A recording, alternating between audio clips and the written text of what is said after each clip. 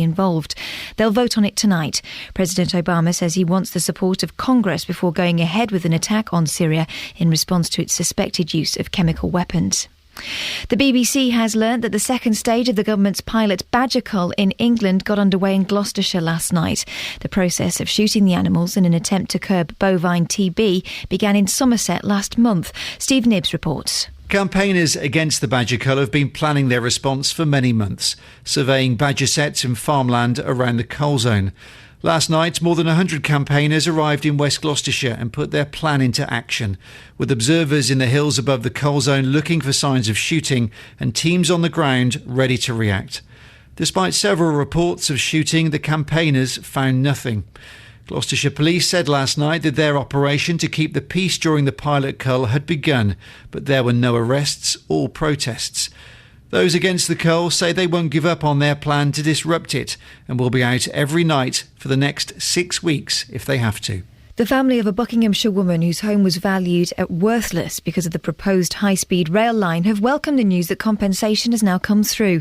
The Toweston home of 98-year-old Elfrida Harper-Tarr has been bought by HS2's Exceptional Hardship Scheme for £245,000.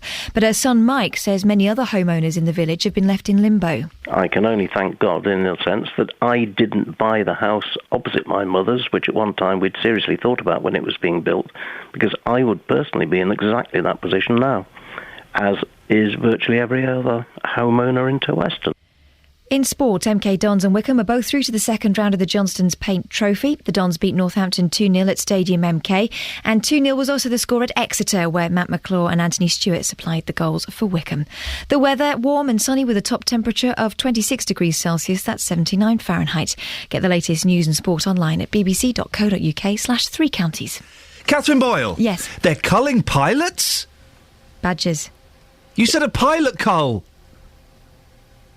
They're not culling pilots yet. I don't think they spread bovine TB, but I may be wrong. It's such a relief. My friend's a pilot. Thank you.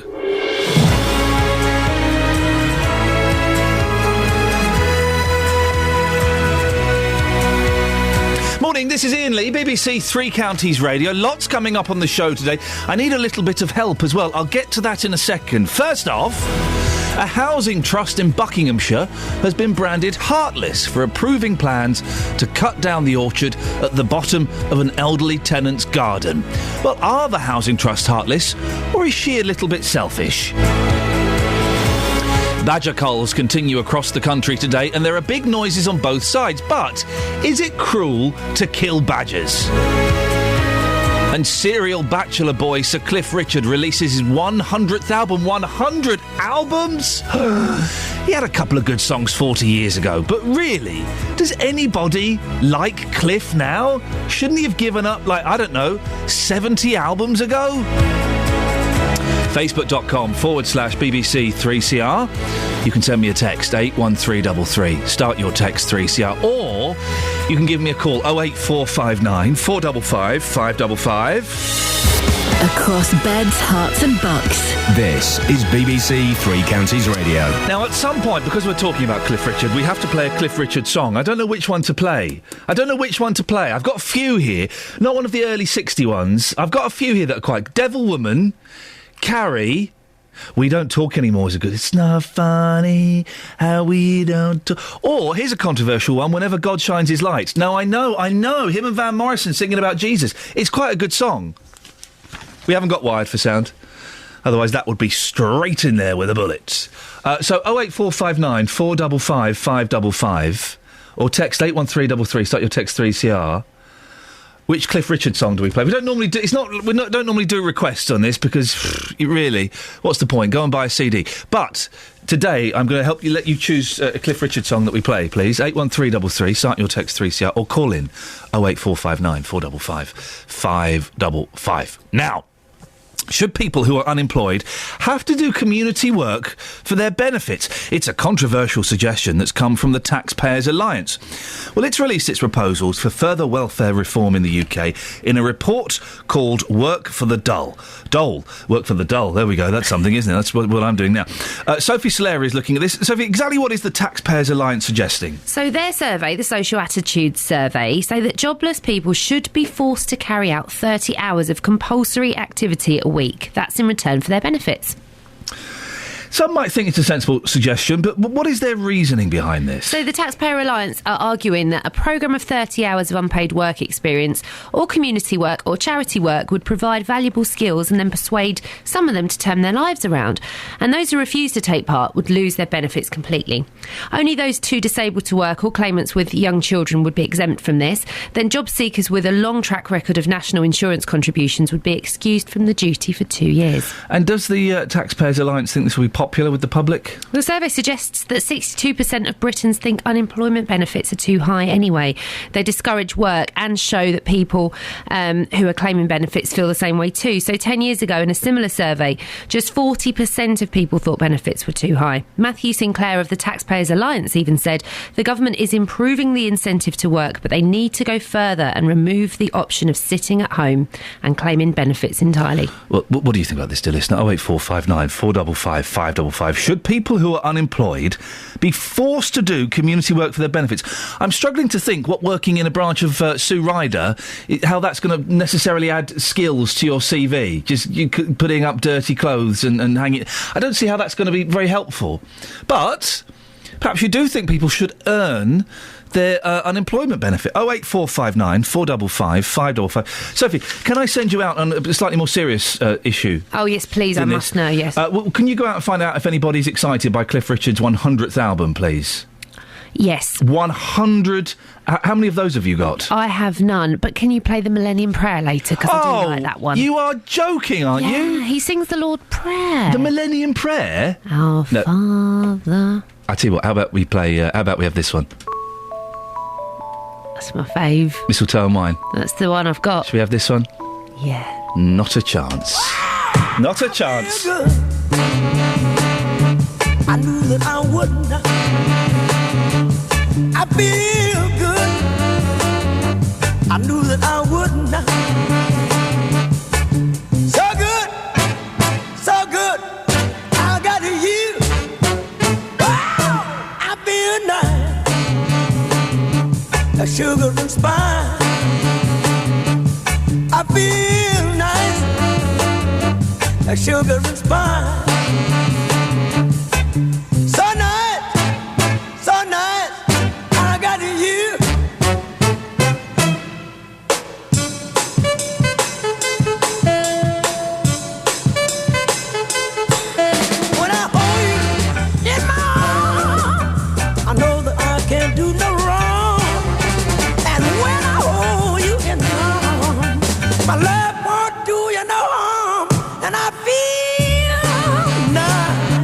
Sugar and spice. I feel nice. A sugar and spice. So nice, so nice. I got you.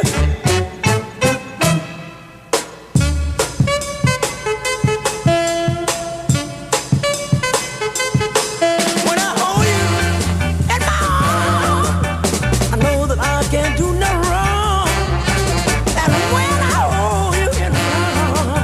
My love can't do me no harm, and I feel nice, like sugar and spice. I feel nice, like sugar and spice. So nice, that I got you. Wow, and I feel good. I knew that I would not. I feel good. I knew that I would.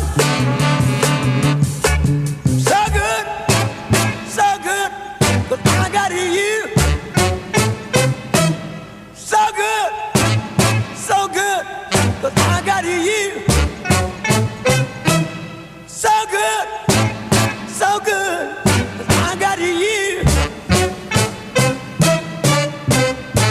boom, boom, ba.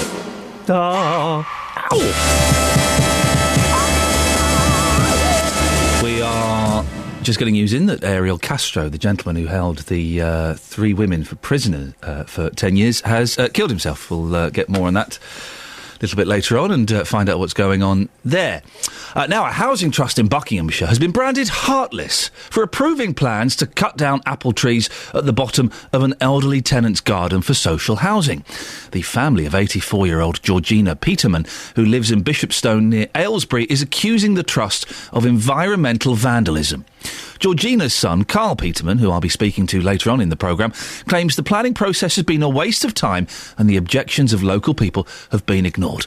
Well, we sent our apple tree correspondent Ewan Duncan to speak to Georgina, who's lived in the village all her life. I was born in this house in 1928, and just after the houses were built. And when I was born here, I was my great-granny, my granny, my mum and me in one house in 1928. And my granny was born down the bottom of the village, and they had to drink water out of the brook to live in those days. Really? Yeah. So, we're village people, or I am. And looking at the trees, how tall would you say that apple tree is? Is it about 30 feet tall? Spring, when they come around, it was all in bloom. And they just said, well, if they want to take it down, they'll take it down. That's what the planner just treated me like a bit of dirt. Said, go inside because you'll be upset more. And I was just looking, they can do what they like with it if they say so. And I can't stop them. And just behind the orchard, there are 4 garages, which is where the house will be? Yeah, well, we wouldn't mind it if they put the house bungalow down there and left my apple tree. That's what I'm worried about. If just leave the apple tree, because they want to use the other for parking, you see. There was all the garages were used, and now they want to use it as our garden as a car park. And it was our garden. I've been climbing up the apple trees in the garden when I was a kid. I mean, it's been such a lot to me because I was born in the house. I just loved the place, being out in the garden all the time. And we got flowers at the front, we got little vegetables at the back because we grow all our own vegetables, and they're going to stop all that. We won't be able to grow our vegetables, and if they go around the front and pull the hedge down around the front, I won't be able to put my dahlias. It's full of dahlias at the moment. And when did you first hear about these plans? In February this year, and they were made up in August last year, but they didn't tell us till February this year, so of course it came as a shock a bit, you know. And since then those plans have been approved? Well, I think so. I don't know, because I didn't go to the meeting, my sons went, and so they heard it all. Is there anything you can do about it now? Well, I don't know. Just got to wait and see now. That's all you can do, isn't it? And the Vale of Aylesbury Housing Trust, are you meeting with them? Oh, they're coming next Tuesday to look round and see they are coming next Tuesday. They sent me a letter last week, and they're going to come next Tuesday and look round and tell us what they're going to take, I suppose. And you've mentioned how long you've lived here. I think the Vale of Aylesbury Housing Trust did a feature on you. Makes you look a fool because they came to me, took photographs, and I told them about my life and why I lived here, because I was the longest. I've been the longest tenant for all these years, and now they want to do this dirty trick on me. It's really upsetting at the moment. I just don't sleep. I keep thinking about the apple tree being cut down, so it's just one big worry at the moment. And if the worst happens, could you bear to watch it? I couldn't watch it. I told my daughter in Scotland I'd have to go and stay with her because I couldn't watch it happen because I'd been in such a terrible state. Well, that's Georgina Peterman from Bishopstone near Aylesbury. Well, in a statement, Aylesbury Vale District Council's Development Control Manager, Susan Kitchen, said each application is considered on its own merits. The treatment of the tenant is a matter between the tenant and the Vale of Aylesbury Housing Trust and not this authority. Oh, we'll be speaking to the Trust shortly after 8 o'clock. I guess the question here is, should she be allowed to keep her being in inverted commas, as it's social housing, apple trees? Or should the family just accept it's not their property and the Housing Trust has every right to build more social housing on the site? Are the Housing Trust being a little bit cruel? Or is Georgina being a little bit selfish? 08459 455 555. It's Cliff Richard's 100th album is being released soon. Calm down, guys. Calm down. We're going to play a Cliff Richard song this morning. I just don't know what one. Devil Woman? Carrie? We don't talk anymore. Whenever God shines his light? I know. 81333. Start your text 3CR. Which Cliff song should we play? And 08459 455 555. There's nobody out there listening who really likes Cliff Richard. I mean, he's got... I could probably come up with 5 songs of his that I quite like. That's not a great odds, considering he's about to release his 100th album. He's a little bit tedious, isn't he? A little bit creepy, I think.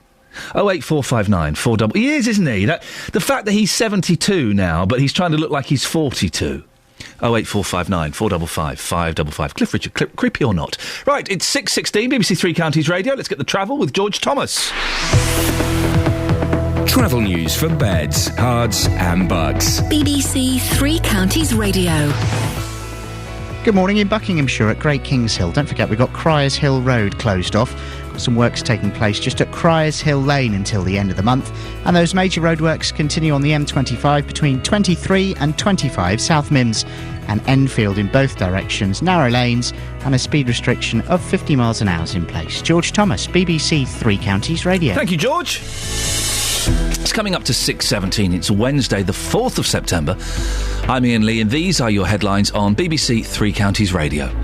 A housing association in Aylesbury has been branded heartless by the family of a pensioner who stands to lose part of the garden of the home in which he was born. A report has found that drugs, weapons and illegal immigrants could be entering the UK because of pressure on border staff to reduce queues at passport control. And in sport, Andy Murray is through to the quarter-finals of the US Open Tennis in New York after coming from a set-down to beat Dennis Istomin 6-7, 6-1, 6-4, 6-4. Coming up, Cliff Richard. Really? Does anybody care about Sir Cliff Richard? It's 2013, for goodness sakes. 08459 455 555. BBC Three Counties Radio.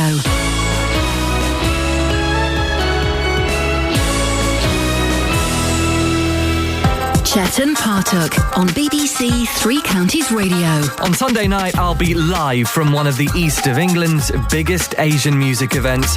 Luton Mela is in its 13th year, and if you can't make it yourself, I'll bring it all to you. It all comes from Wardown Park, and you'll be able to soak up the atmosphere of Luton's biggest Asian party. Come down and meet us, or get the whole experience right here. Chet and Partuck. Live from Luton Mela, Sunday night from 6 on BBC Three Counties Radio. Having a massive argument here at BBC Three Counties Towers. We're going to put up a question on Facebook about Cliff Richard. The arguments we're having about... I'm having... Producer Tara, bring your microphone closer to you, because we're discussing what the question should be, and I keep going, I don't really care. Just... Producer Tara, what's your problem this morning? Well, there could be loads of questions. He's almost producing his 100th album. It'll be out later on, very shortly this year. Yes, and there are so many questions with a career of such great longevity that we could pinpoint. Give us the top 3 you've come up with so far. Because you've thrown about 20 at me during that whole Chet and Partuck trailer, which I was trying to listen to. I missed it there.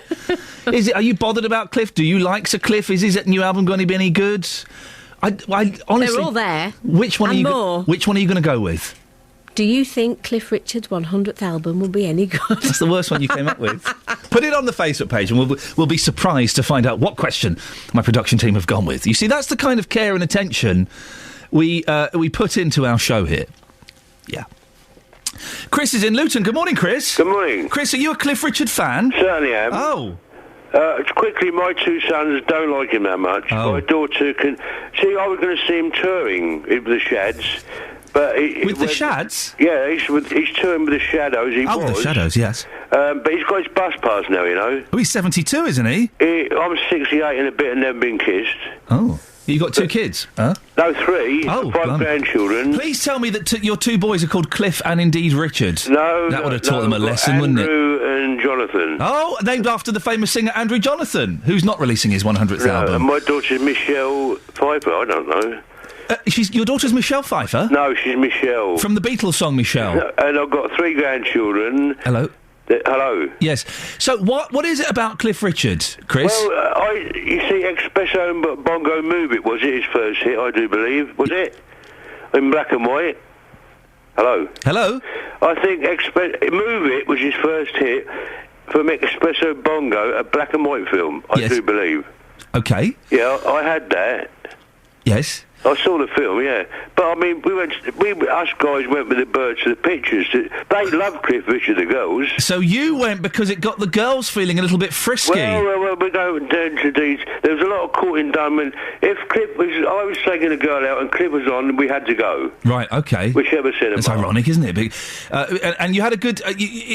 So you took him. You liked Cliff because you took the birds. Well, no, I'm a singer. I play guitar. Oh. And, you're a singer that plays guitar? Yeah. Any chance you could give us a little snatch of Cliff? Well, I've got a reverb mic. Do you want me to set up and come back to you? I do. Yeah. I really, really do, yes. I've got an echo box and mic and reverb mic stand, electric acoustic. That sounds... I don't know what you've said, but it sounds like a wonderful setup. And 2 amplifiers. The only thing I haven't got, I took the lady this roadshow, I haven't got mixing desk. No. And the setup gear. Don't you worry about that, Chris.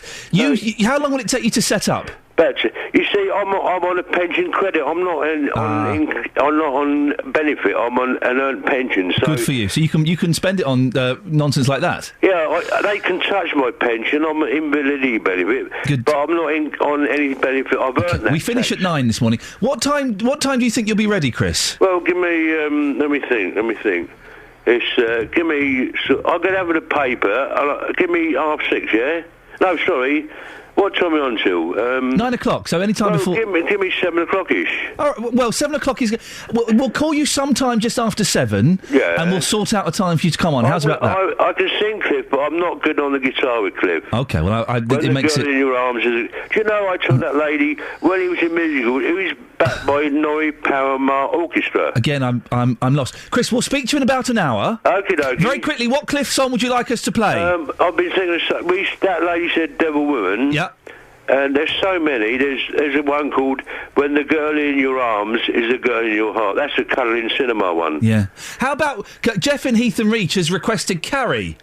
Yeah, Carrie doesn't live here anymore. Should we have a little bit of Carrie? Yeah, well, I've got rid of Carrie. She's gone. Oh, good. Well, she doesn't live here anymore. Chris, absolutely bonkers and wonderful because of it. We'll speak to you in about an hour. That's something to look forward to. Chris in Luton is going to play us a Cliff Richard song through his semi-acoustic reverb amp. We'll probably do that in about an hour's time, so if you want to be, making a cup of tea, you're more than welcome. This is for Chris, and this is for Jeff. A little bit of Carrie by Cliff Richard. Sorry to disturb you, but I was in the neighborhood about a friend of her picture. Could you take a look?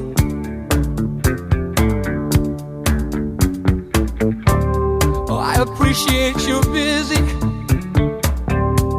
Time's not your own. Yeah, maybe it would be better if I telephoned. Carrie doesn't live here anymore. Carrie is the room on the second floor. Sorry that she left no forward in her dress that was known to me. He said, Carrie doesn't live here anymore.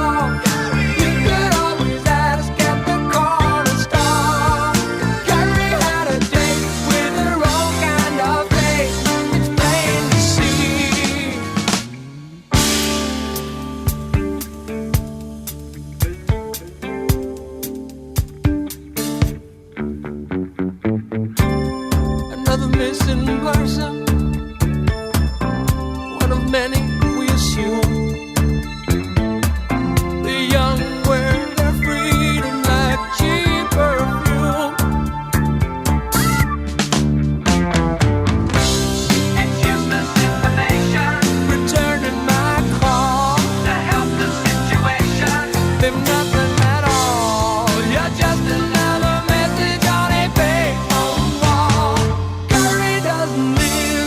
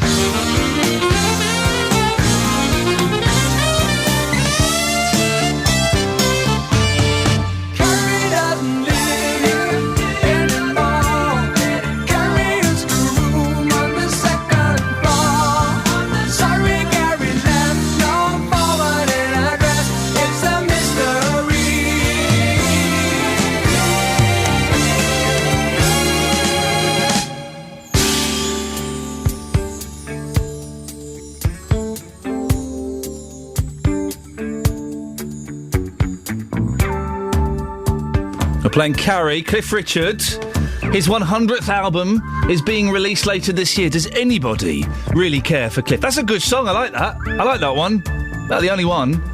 Does anybody care about Cliff Richard anymore? 08459 455 555. Does anybody care about Cliff? Does anybody care about badgers?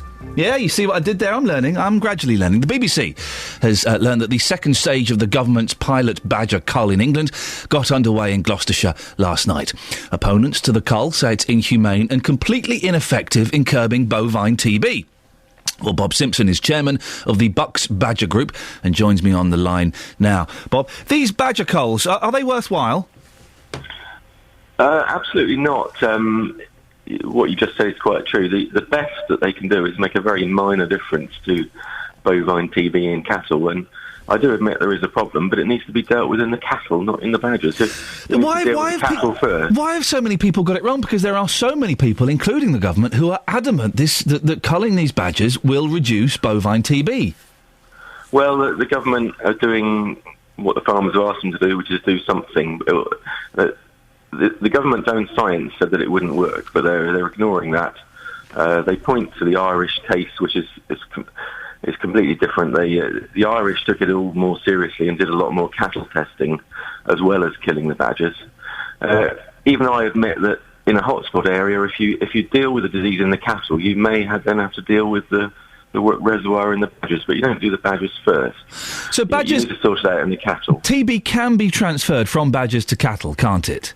It can, yes. I mean, and badgers tend to, for some reason, bizarrely, hang out where cattle are. Well, it's not bizarre. Their main food is earthworms, which the earthworms are mostly available in the fields, at least when it's wet. So they will tend to graze the same areas. So you can see why people have drawn a correlation between badgers and cattle having TB? Yes, let me put something to you. The bovine TB skin test, which is what the government use for nearly all of their testing, is only 80% effective. So if a farmer has a breakdown in a cattle herd, let's say he has 20 cattle which are detected with TB, then the government know that the test is only 80% effective. So there'll be 5 cattle left in that herd which have still got TB, because that's as good as the test is. So there are still cattle with TB in the herd. If not a badger cull, Bob, what should government and farmers be doing? They should be developing either a vaccine. Well, they should definitely. What we need is a vaccine for the cattle, which is accepted by EU and other countries, which it isn't at the moment, or better cattle testing, or both. And then once you've got that in place, you might need to kill some badgers, but not first. It's not going to make any difference. In fact, the way it's being run in Somerset and Gloucestershire, it's probably going to make things worse. Bob, thank you very much indeed. We're out of time, but we will be talking about this more in the show. I don't know what to believe on this. My colleague, not really a colleague, but Nick Abbott, who's on another radio station, said very cleverly about the Syria war last week. I don't know who to believe. I just believe the last person I heard speaking. And I'm kind of the same on this. I don't know. We're going to be having a head-to-head later on. We're going to have a badger expert and a farmer going at it. Maybe we can bash out the truth there. 08459 455 555. That was Bob Simpson, chairman of the Buckinghamshire Badger Group. It's coming up to 6:30 on BBC Three Counties Radio. Let's get the latest travel. Travel news for beds, cards and bugs. BBC Three Counties Radio. There was disruption in and out of Liverpool Street yesterday evening because of overhead line problems. They've been fixed, but some trains are running short form this morning, so with fewer coaches than normal because trains are in the wrong position. But a normal service is running, but you might be crammed on a little bit. Don't forget we've got some works taking place in Amersham on the A404. Just around Burton's Lane there are some temporary traffic lights just under the railway bridge, which can cause problems, especially during peak hours. George Thomas, BBC Three Counties Radio. Across beds, hearts and bugs. This is BBC Three Counties Radio.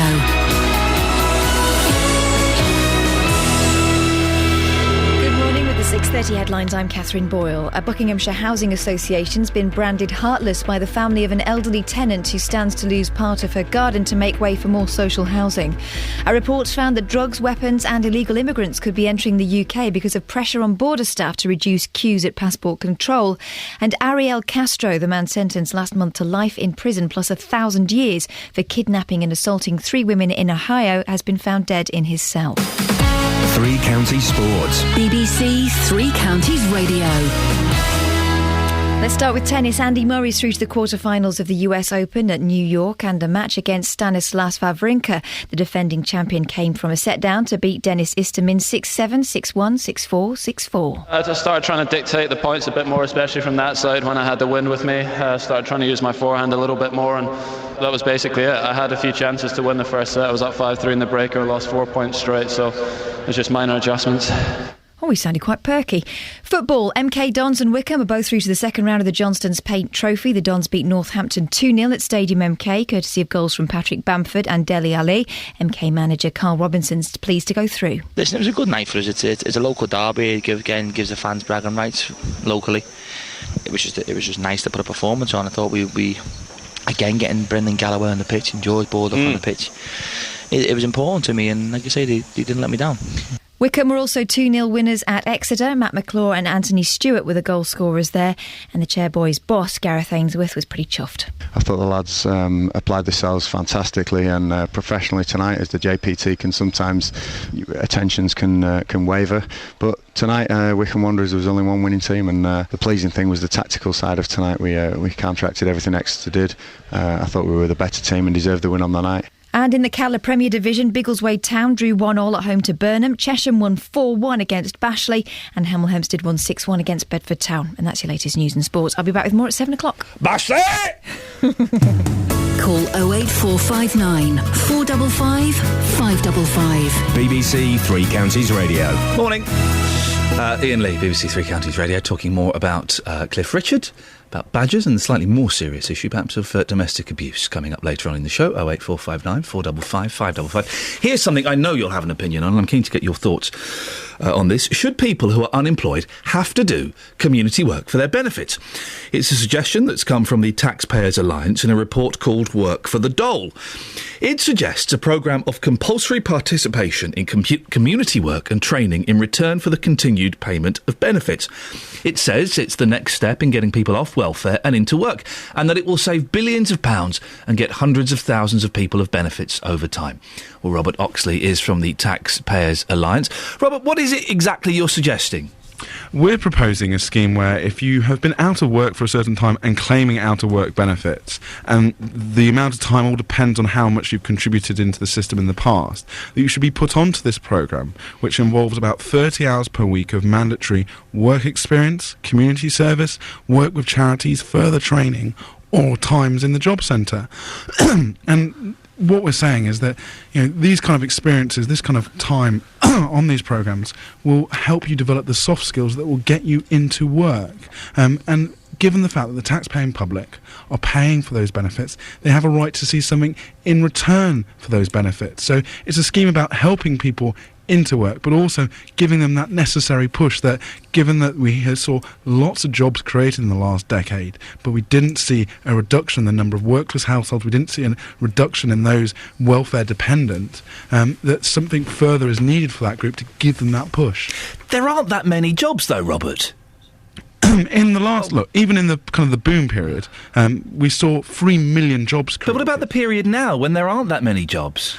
But there are jobs being created every day, and this is involved. Really? They might be part-time work, they might be short-term work, they might be minimum wage. But the problem is to get into that job market, you have to have the soft kind of job skills, the work experience, the fact that you are used to getting up into every day, going into work, dealing with your supervisors, initiative, attendance, appearance. It's a little all those skills are needed. It's a little bit patronising, I think, Robert, to suggest that the majority of people who are signing on are doing it because they want to sponge off the state and they haven't got the dedication or the... I have not suggested that in the slightest, but what I've said is But that... you said they haven't got the skills required to get a job. That Anyone who knows who has been out of work for an extended period, and don't forget, this is after you have been claiming benefits after a certain period, anyone who's been out of work will know that you lose the certain work experience, the certain skills that do get you into a job, that aren't just education and training. So how is going to work in a Sue Ryder shop or going to help that?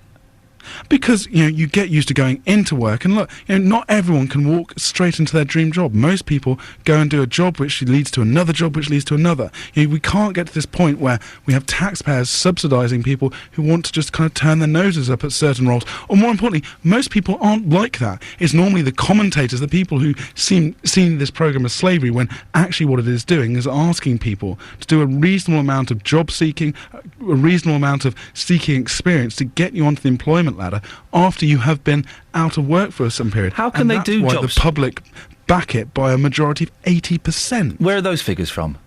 That's from the British Social Attitude Survey. Shows that actually the public back this from a wide range. The scheme that you should do something in return for your benefits. How will people be able to look for work if they're working a minimum of 30 hours a week? Most people getting up, firstly, part of that 30 hours a week can be part of the time in the job centre doing something meaningful, looking for work. Robert, have you ever signed on? I have been unemployed. I didn't sign on, but I was looking for work. I signed on. You don't get... Oh, dear, please. Yeah, sorry. I've signed on, and the jobs that they offer in the job centre are rubbish. That's not where you get jobs from, necessarily. So spending more time in the job centre...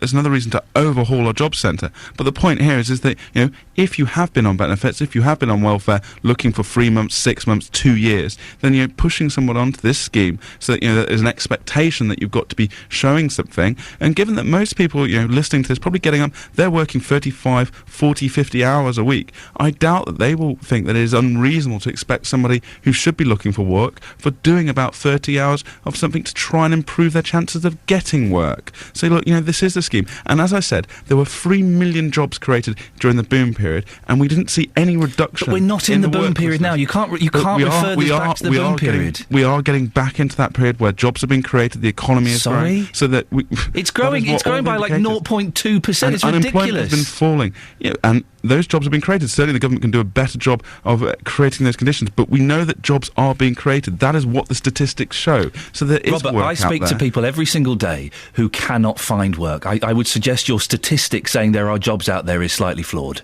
Look, if you want to go and argue with the Office for National Statistics, you're welcome to. But the point is that there is work out there, and we should be doing everything to support and also, encourage those people who have been on benefits for a long period of time, who need to find work, providing the skills so that when those jobs are out there, that they can get them. Robert, thanks for your time. Robert Oxley from the Taxpayers Alliance. So, if you haven't got a job, what are you doing? There are jobs out there.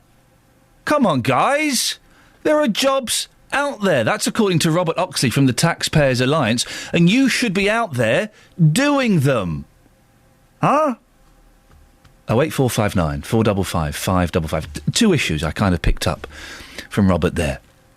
The first one is, there are jobs out there. Well, you tell me. We have done so many phone-ins on people looking for work. Are there jobs out there?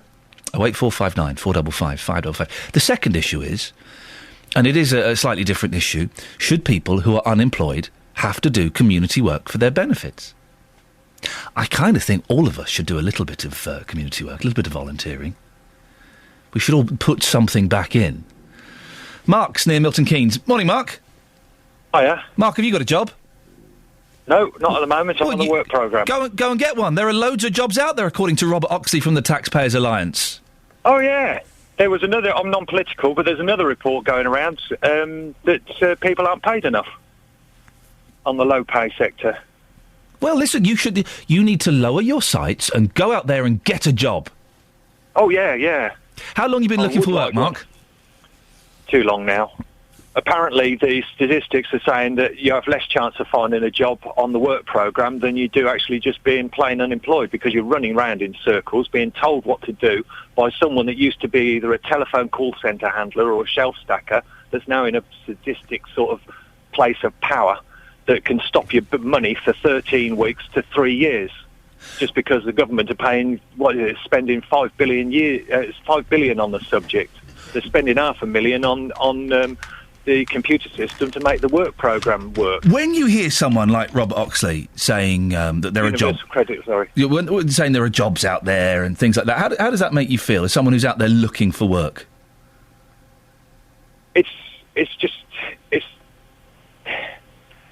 There's not enough jobs to go around. They've imported a number of people. That's the government's policy. Germany decided to sign a piece of paper saying they weren't going to have free trade movement. They're doing quite well.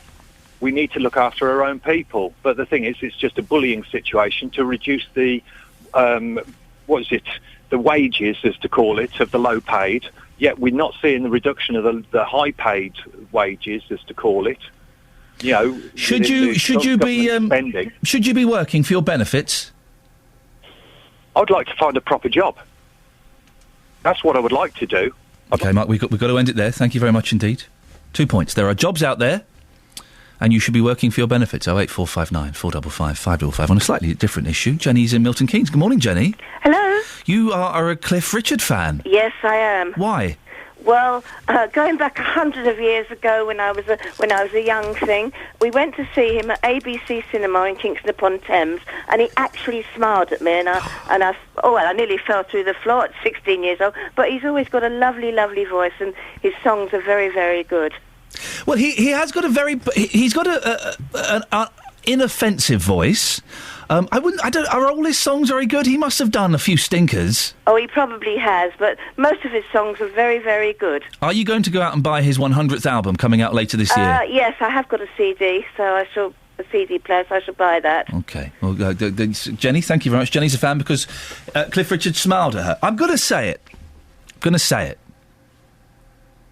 Cliff Richard is rubbish. I've said it. It's out there. Put it out there. He's rubbish. 5 good songs. I'll tell you the 5 good Cliff Richard songs a bit later on. He's rubbish. He is really, isn't he? He's one of those things that, look, he looks younger than he actually is. He doesn't. Look at his neck. Look at his turkey-like neck. That's the giveaway. The face is easy to make look young. Look at the neck. The Peter Pan pop, well, I don't think so. 08459 455 555. I know I'm putting myself in great danger of being attacked by Cliff Richard fans. Cliff Richard, apart from 5 songs, is no good. Now, here's a band. The Bee Gee Band. I'm going back to Massachusetts. Something's telling me I must go home. And the lights all went down in Massachusetts the day I left her standing on her own, trying to hitch a ride to San Francisco. Gotta do the things I wanna do. And the lights all went down in Massachusetts. They brought me back to see my way with you. Talk about the life in Massachusetts. Speak about the people I have seen. And the lights all went down in Massachusetts. And Massachusetts is one place I have seen. It's a strange line, isn't it? Massachusetts is one place I have seen. He says it with such weight in his reedy, slightly nasal voice, but 08459 455 555. There are jobs out there. That's according to the Taxpayers Alliance. Go and get them. And if you don't get them, well, then you should be working 30 hours a week to get your benefit. What do you think? 08459 455 555. It's 6:45. It's BBC Three Counties Radio. Let's get the latest travel. Travel news for beds, cards and bugs. BBC Three Counties Radio. Well, traffic's starting to build in the usual places. The M25 anti-clockwise looking a bit slow between 26 and 25 towards Enfield in the roadworks area. As you head further around, you hit some more queues between 21 and 20. That's the M1 to Kings Langley. The A1, the Barnet Bypass southbound, looking pretty slow towards Apex Corner. And the North Orbital Road at Bricket Wood, that's looking a little bit slow as you approach the M25. A little bit foggy in places, especially to the east of our patch. So do take care and make sure you've got your fog lights on if needed. George Thomas, BBC Three Counties Radio. George, thank you very much. 6:46. It is Wednesday, the 4th of September. I'm Iain Lee, and these are your headlines on BBC Three Counties Radio.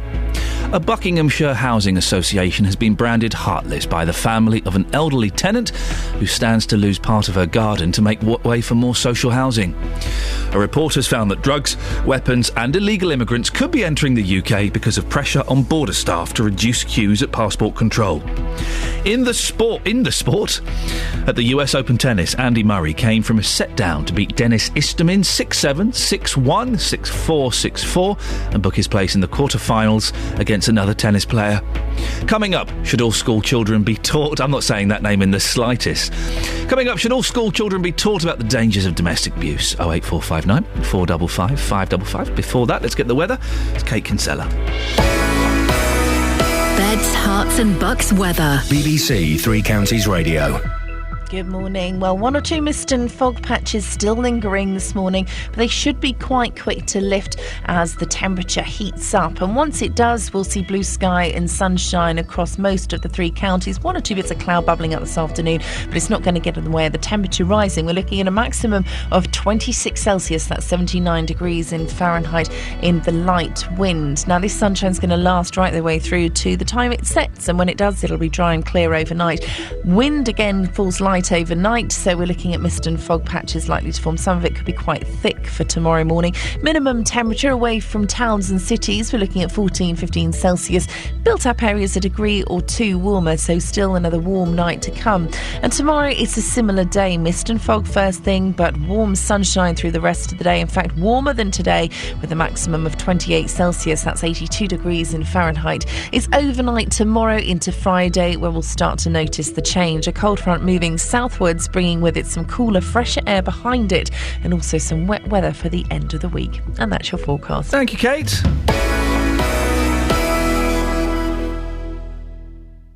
Just do a little bit of technical trickery.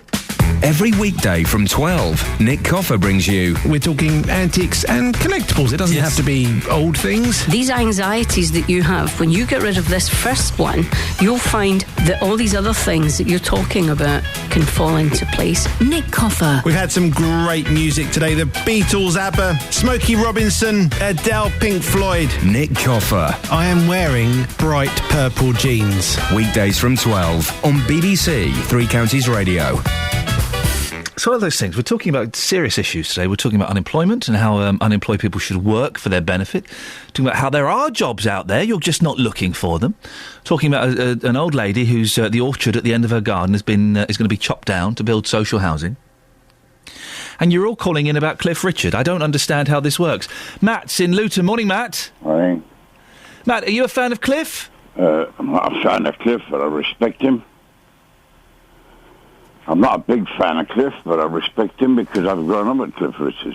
You grew up with him? He was in the 60s and he was brilliant. Are you related to him? No. Oh. But I'm glad I'm not related to you the way you slag people like Cliff Richards. It's Cliff Richard? Cliff Richard, yeah. Sir Cliff Richard. Cliff Richard? Yeah. Yeah. There's no S at the end. Okay. Why do you respect him? Because he's done it all. He's been there, done it all. He's not done everything. One of the greatest British artists I've ever seen, and he's still there. But he's rubbish, though, really, isn't he? Well, if you say so. Well, he what is. What do you know about music?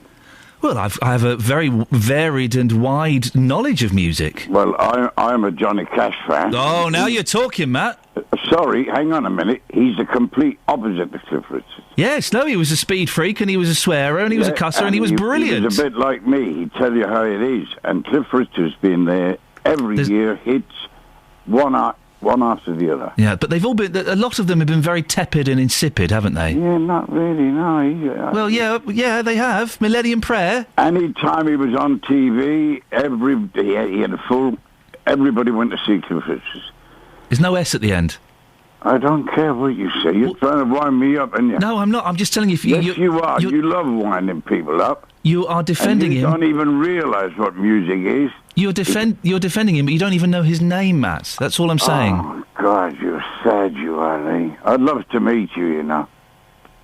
What, buy me lunch?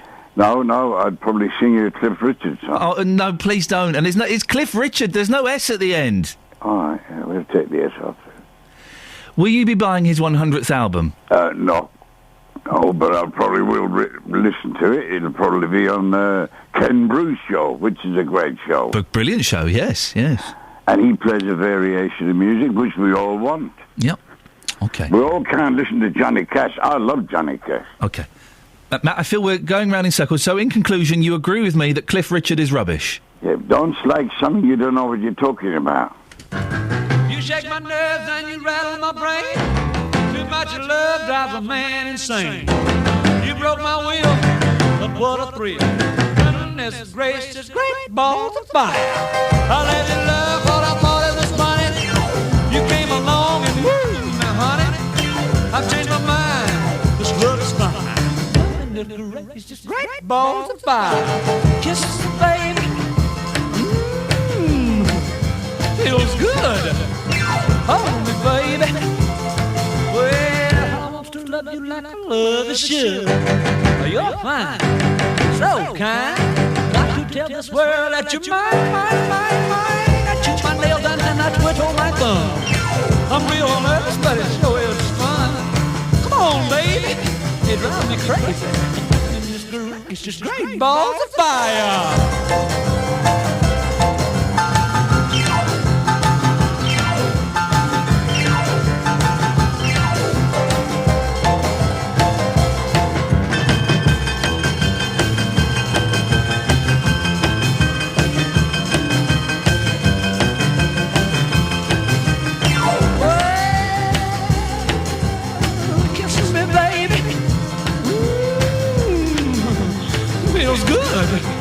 Hold me, baby. Well, I want to love you like I love you should. You're fine, so kind. Got to tell this world that you're mine. That you're my nails and I twin on my thumb. Real nervous, but it sure is fun. Come on, baby, drive me crazy. Goodness gracious, great balls of fire.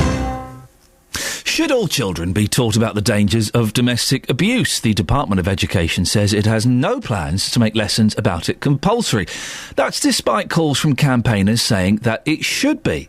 At the moment, lessons are delivered in some schools, but students have the option to opt out. Well, Kelly Meddleditch is from Brook Milton Keynes, the UK's largest young people's sexual health charity. Morning, Kelly. You and your team go into schools and speak to secondary-age children about this.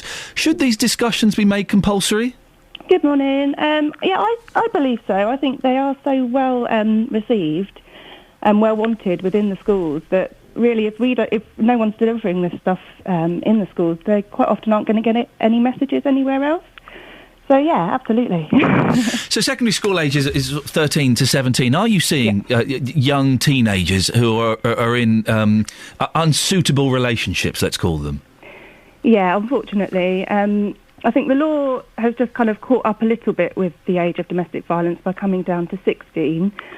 But certainly we work with referred people to us on a one-to-one basis, particularly that are in relationships that are already controlling and coercive. So you're saying there are 13, 14, 15-year-old girls and boys who are in relationships that are either physically abusive or mentally abusive?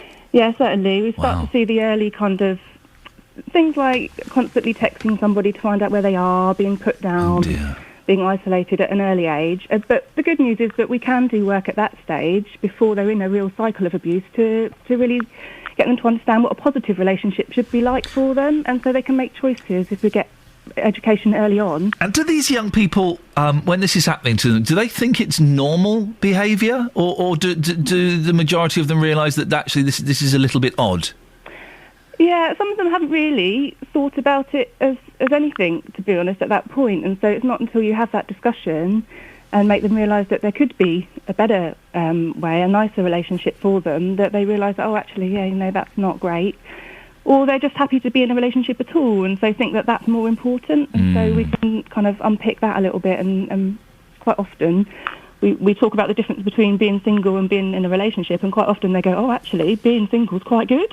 So we have those discussions as well. Whenever we see domestic abuse tackled on, the soaps like EastEnders or in these big campaigns, it's always a woman getting, thrashed to within an inch of her life. Now, while that does happen, and not to demean that I would imagine that's generally the exception, and it's perhaps the smaller levels of abuse, like you talked about, the constant texting, where are you, who are you with, what are you doing, that they perhaps don't get considered to be abuse.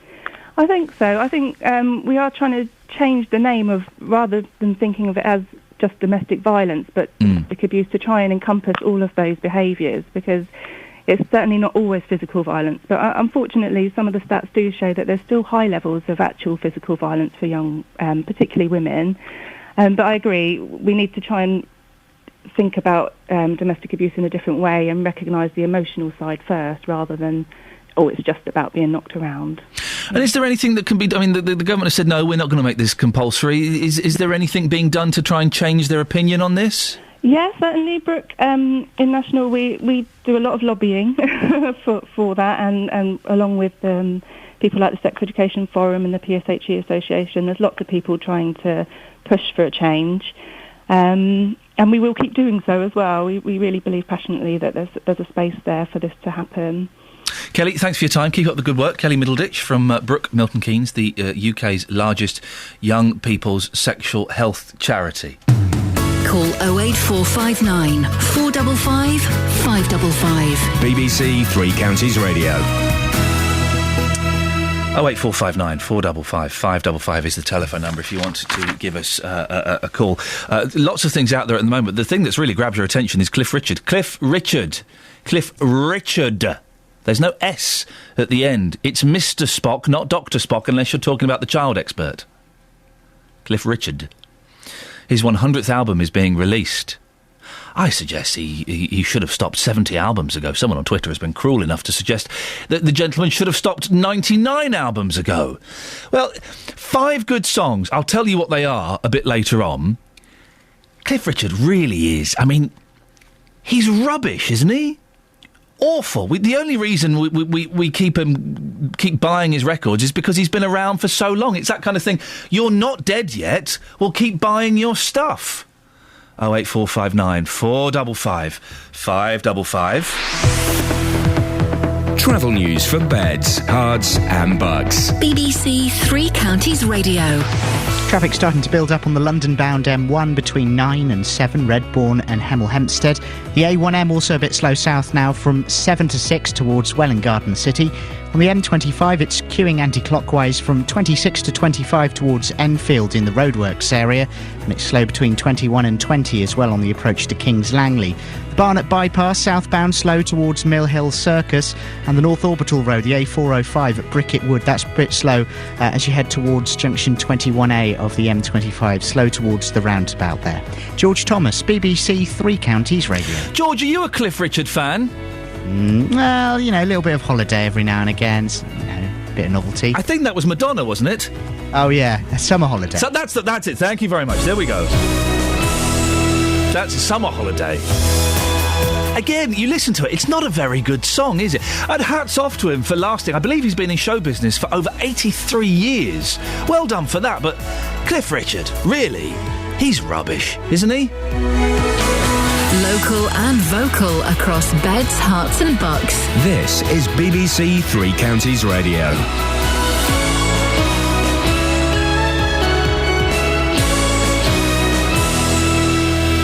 Good morning, it's 7 o'clock. o'clock, I'm Catherine Boyle. The headlines: Housing Trust accused of betrayal, customs checks cut back to ease queues, and another musical milestone for Hertfordshire's very own Sir Cliff.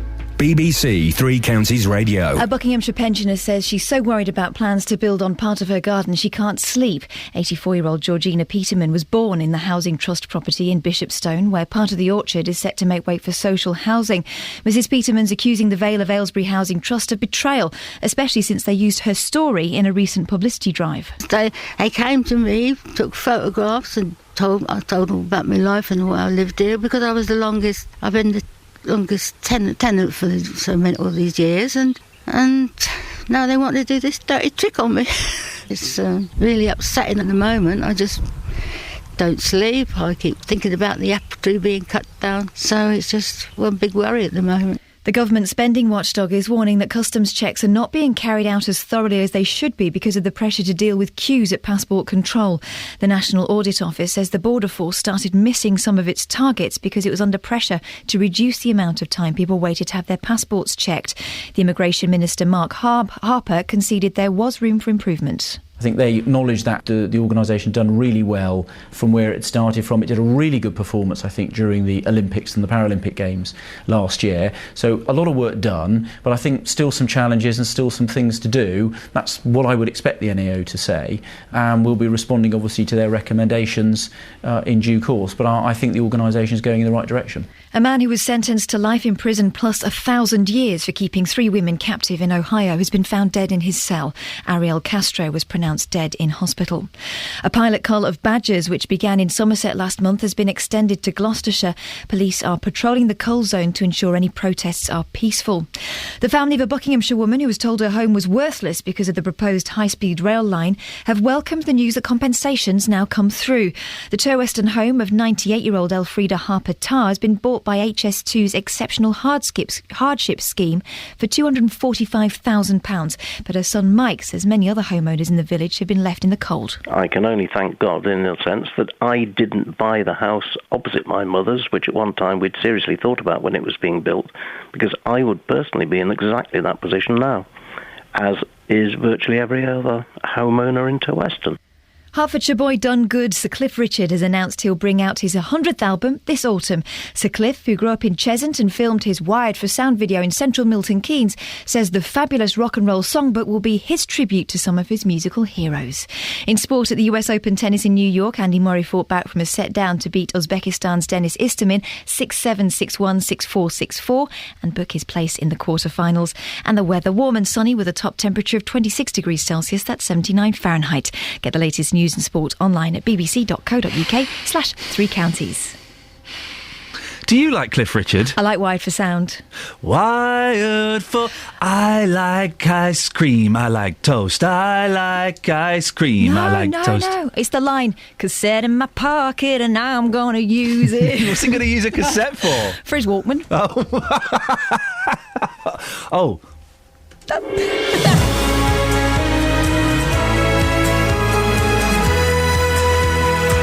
Morning, Iain Lee, BBC Three Counties Radio. I'm in trouble with the Cliff fans. Yes, I know the Wired for Sound video was filmed in Milton Keynes. Tell me, he makes it local and vocal. Yeah, I know. Housing Trust in Buckinghamshire has been branded heartless for approving plans to cut down the orchard at the bottom of an elderly tenant's garden for social housing. Are the Housing Trusts heartless, or is she being selfish? People should work for their benefits and their dole, and there are jobs out there. It's not according to me, that's according to the Taxpayers Alliance. Well, what do you think? If you're signing on, should you have to work for it? And serial bachelor boy Sir Cliff Richard releases his 100th album. He had a couple of good songs about 40 years ago, but really, Cliff Richard, now, pack it in, mate, pack it in. Pack it up, pack it in, let it begin. Facebook. That'll mix with our demographic. Facebook.com/BBC3CR. Send me a text 81333. Start your text 3CR. Or, and we have had a lot of calls on this, and we will be hearing from Chris in the next 30 minutes or so, who's setting up his reverb to sing us a Cliff Richard song. Give me a call, 08459 455 555. Across beds, hearts and bucks. This is BBC Three Counties Radio. About 40 minutes ago, we spoke to Chris, who was a big Cliff fan, and he's going to set up his equipment. I pity his neighbours. He's going to set up his equipment and play us a Cliff song live on the radio. But before that, should people who are unemployed have to do community work for their benefit? It's a suggestion that's come from the Taxpayers Alliance in a report called Work for the Dole. It thinks the unemployed should have to do community work and training in return for benefits. The Taxpayers Alliance says it's the next step in getting people off welfare and into work, and that it will save billions of pounds and get hundreds of thousands of people off benefits over time. Well, Robert Oxley from the Taxpayers Alliance told me earlier on there are now more jobs out there and people should be doing more to take them up. If you have been on benefits, if you have been on welfare, looking for 3 months, 6 months, 2 years, then you're pushing someone onto this scheme so that, there's an expectation that you've got to be showing something. And given that most people, listening to this, probably getting up, they're working 35, 40, 50 hours a week, I doubt that they will think that it is unreasonable to expect somebody who should be looking for work for doing about 30 hours of something to try and improve their chances of getting work. What do you think? I gave fair play to Robert. After he stopped coughing, I gave him a tough old time, and he hit every ball back. Should people who are unemployed have to do community work? Two things are raised from this, aren't there? Should people who are unemployed have to do community work for their benefits? And Robert said there are jobs out there. They may not be the jobs you want. They may not be the skilled jobs you think you deserve. You may be earning less than you think you should, but there are jobs out there. 08459 455 555. Are there jobs out there? We get people calling this show a lot who have been unemployed for years and can't get work. Maybe they're aiming too high. And should you be working if you're on the dole? Should you be doing something, whether it be voluntary work or training, to get your dole? And if you do work every day and your neighbours don't, and they seem to be living the life of Riley, signing on, does it get you angry? 08459 455 555. Mark's in Bletchley. Morning, Mark. Good morning, Ian. What's your take on this? There's no living of life O'Reilly. Let's put that straight anyway. But we see all these stories in the Daily Mail and the Express about these families with 8 children, and they're getting mansions, and they've got big screen TVs, and they've got Xboxes and things. Well, not in my position. As single bloke, 55, with a midlife crisis, got sacked, trying to get back into work. It's different. It might be okay for, say, a few of them, but not for a lot of us. But I sat doing the maths for that earlier on, and we get £71.70 a week. That if you work 30 hours, divide that is £2.39. Now, £185 is a minimum wage job. I've done 7 voluntary work, which is, they told you got to do it. I didn't want to do it, but they said, you'll get a job. It hasn't got me anywhere, Ian. Just over 2 years. How long have you been unemployed, Mark? Just over 2 years? Yeah, just over 2 years now. Are you aiming too high? No. It's funny, the first hour of your show, I'm actually spent looking at the UK job site, applying for what's left. I've sort of almost exhausted. I've even applied for stupid jobs just to fill it out, that I've got no chance for getting, within sort of 60, 70, 80, 100 miles, because I've actually run out of sort of online jobs. So, Mark, you're saying that you there just aren't the jobs out there? No, I wouldn't say Stay so. there. Martin's in Luton. Martin, do you agree with what Mark's saying, that the jobs aren't out there? No, I don't agree at all. Go on. A couple of years ago, I'm in a low-paid job, and I complained about it, and someone just said to me, get off your backside, go out and do something. So I bought myself a ladder, a bucket, and some equipment quite cheaply, and I started my own window cleaning round. I started with 10 customers. I've now got 60. And even though I'm scared of heights, up a ladder 2 days a week. Hang on a second, Martin. Why would you put yourself through that torment? If you're scared of heights, you go up a ladder. I don't like ladders in the slightest. I couldn't do that. Needs must. Yeah. You conquer your fears. I don't particularly like window cleaning. It's not a bad job. It's not hard. It's not easy. But it brings in a little bit of income that I needed to boost my other job. Mark, you need to get off your backside and use your initiative. I've tried all that. I've actually done a little bit of window cleaning, but remember me the other week telling you I went to go for a job in a care home for washing up, and I failed that because they deemed me not to have enough qualifications, things like that. I've tried all sorts of things, from loads of supermarkets. My job apps at the moment is 466 job apps at the moment. I've had one reply since March, and that was this week. So, Martin, you've obviously made this work for you. What suggestions would you give to Mark then? Really, it's first of all you need to set yourself up some simple flyers off your printer.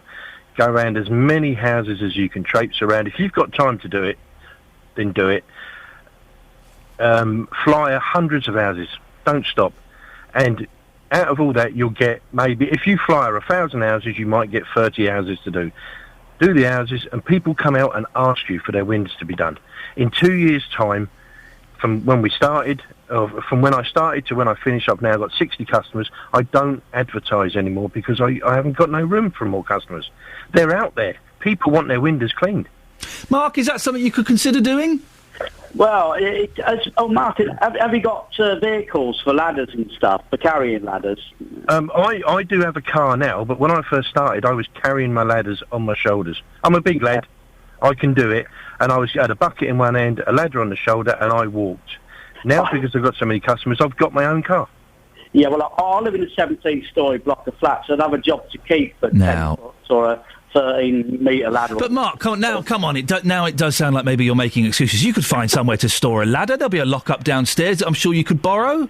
Well, no, not really. That's not a practical side. Plus, there are two other. I'll probably look at it. I can probably see it. But even if you don't go window cleaning, surely the suggestion that Martin's getting off his backside and going out and doing something and using his own initiative, whether it be window cleaning or something else, that's got to be quite inspirational, hasn't it? Well, I do college. Well, I do college work. I go to learning places, adult continuing education, because I've got to get my education back up to where it should be, at sort of the GCSE levels and stuff like that. But somebody said, get yourself a market stall. Well, what do I sell? I know I was told I've got to think outside the box for weird jobs and stuff. I've even tried to put in for crematorium workers. Yeah. Mark, listen, we're going to move on. Mark in Bletchley, good luck with looking for work. I know you've... one day you'll give us a call and you'll tell us, I've got a job, or I've got an idea, and I'm going to have a go at this. Martin, thank you very much indeed. Martin didn't find work, he made work. He went out and he made a job. Is that the way to do it? Is it as easy as that? Bill's in Harpenden. Morning, Bill. Good morning. Bill, have you got a job at the moment? No, I've been unemployed in terms of full-time proper jobs for about 3.5 years now. The jobs are out there? Yes, they are. The problem is getting to them. Last year I did a bit of work in Hemel Hempstead, but that was in the summer, and I cycled there. Yeah. But in the depths of winter, it's a bit of a different story. Well, cycle there. You can't get... What, in the snow and ice? Walk there? No, it's not on because it's shift. It's all shift work. But what then? If you're that desperate for work, then how many miles is it from your house to that job? God, I couldn't tell you what it is in miles. It's about 2 hours walk, something like that. Walk 2 hours walk. If it's a job that you really want, walk. Well, walk 2 hours there, do a full shift, and then walk 2 hours home. Why? Yeah, why not? Like the following day, it's not really on. There will be people. There will be people listening, though, Bill. Bill, there will be people listening, though, going, "Hang on a second. If you're signing on because you couldn't be bothered to walk," and I'm not judging you at all. I'm just throwing this out there. People saying, if you couldn't be bothered to walk 2 hours, why should they support you with your job seekers allowance or dole or whatever it's called these days? Yeah, but there's a practical side to it. You've got to have a life outside of work as well. And if you do you? Yes, yeah. But it's in the long term, yes. But in the short term, you have to do whatever's best for you and your family, don't you? And if that means walking for 2 hours to a job, then that's what you do. Yeah, well, I've done it for a period, but... Then you jacked it in?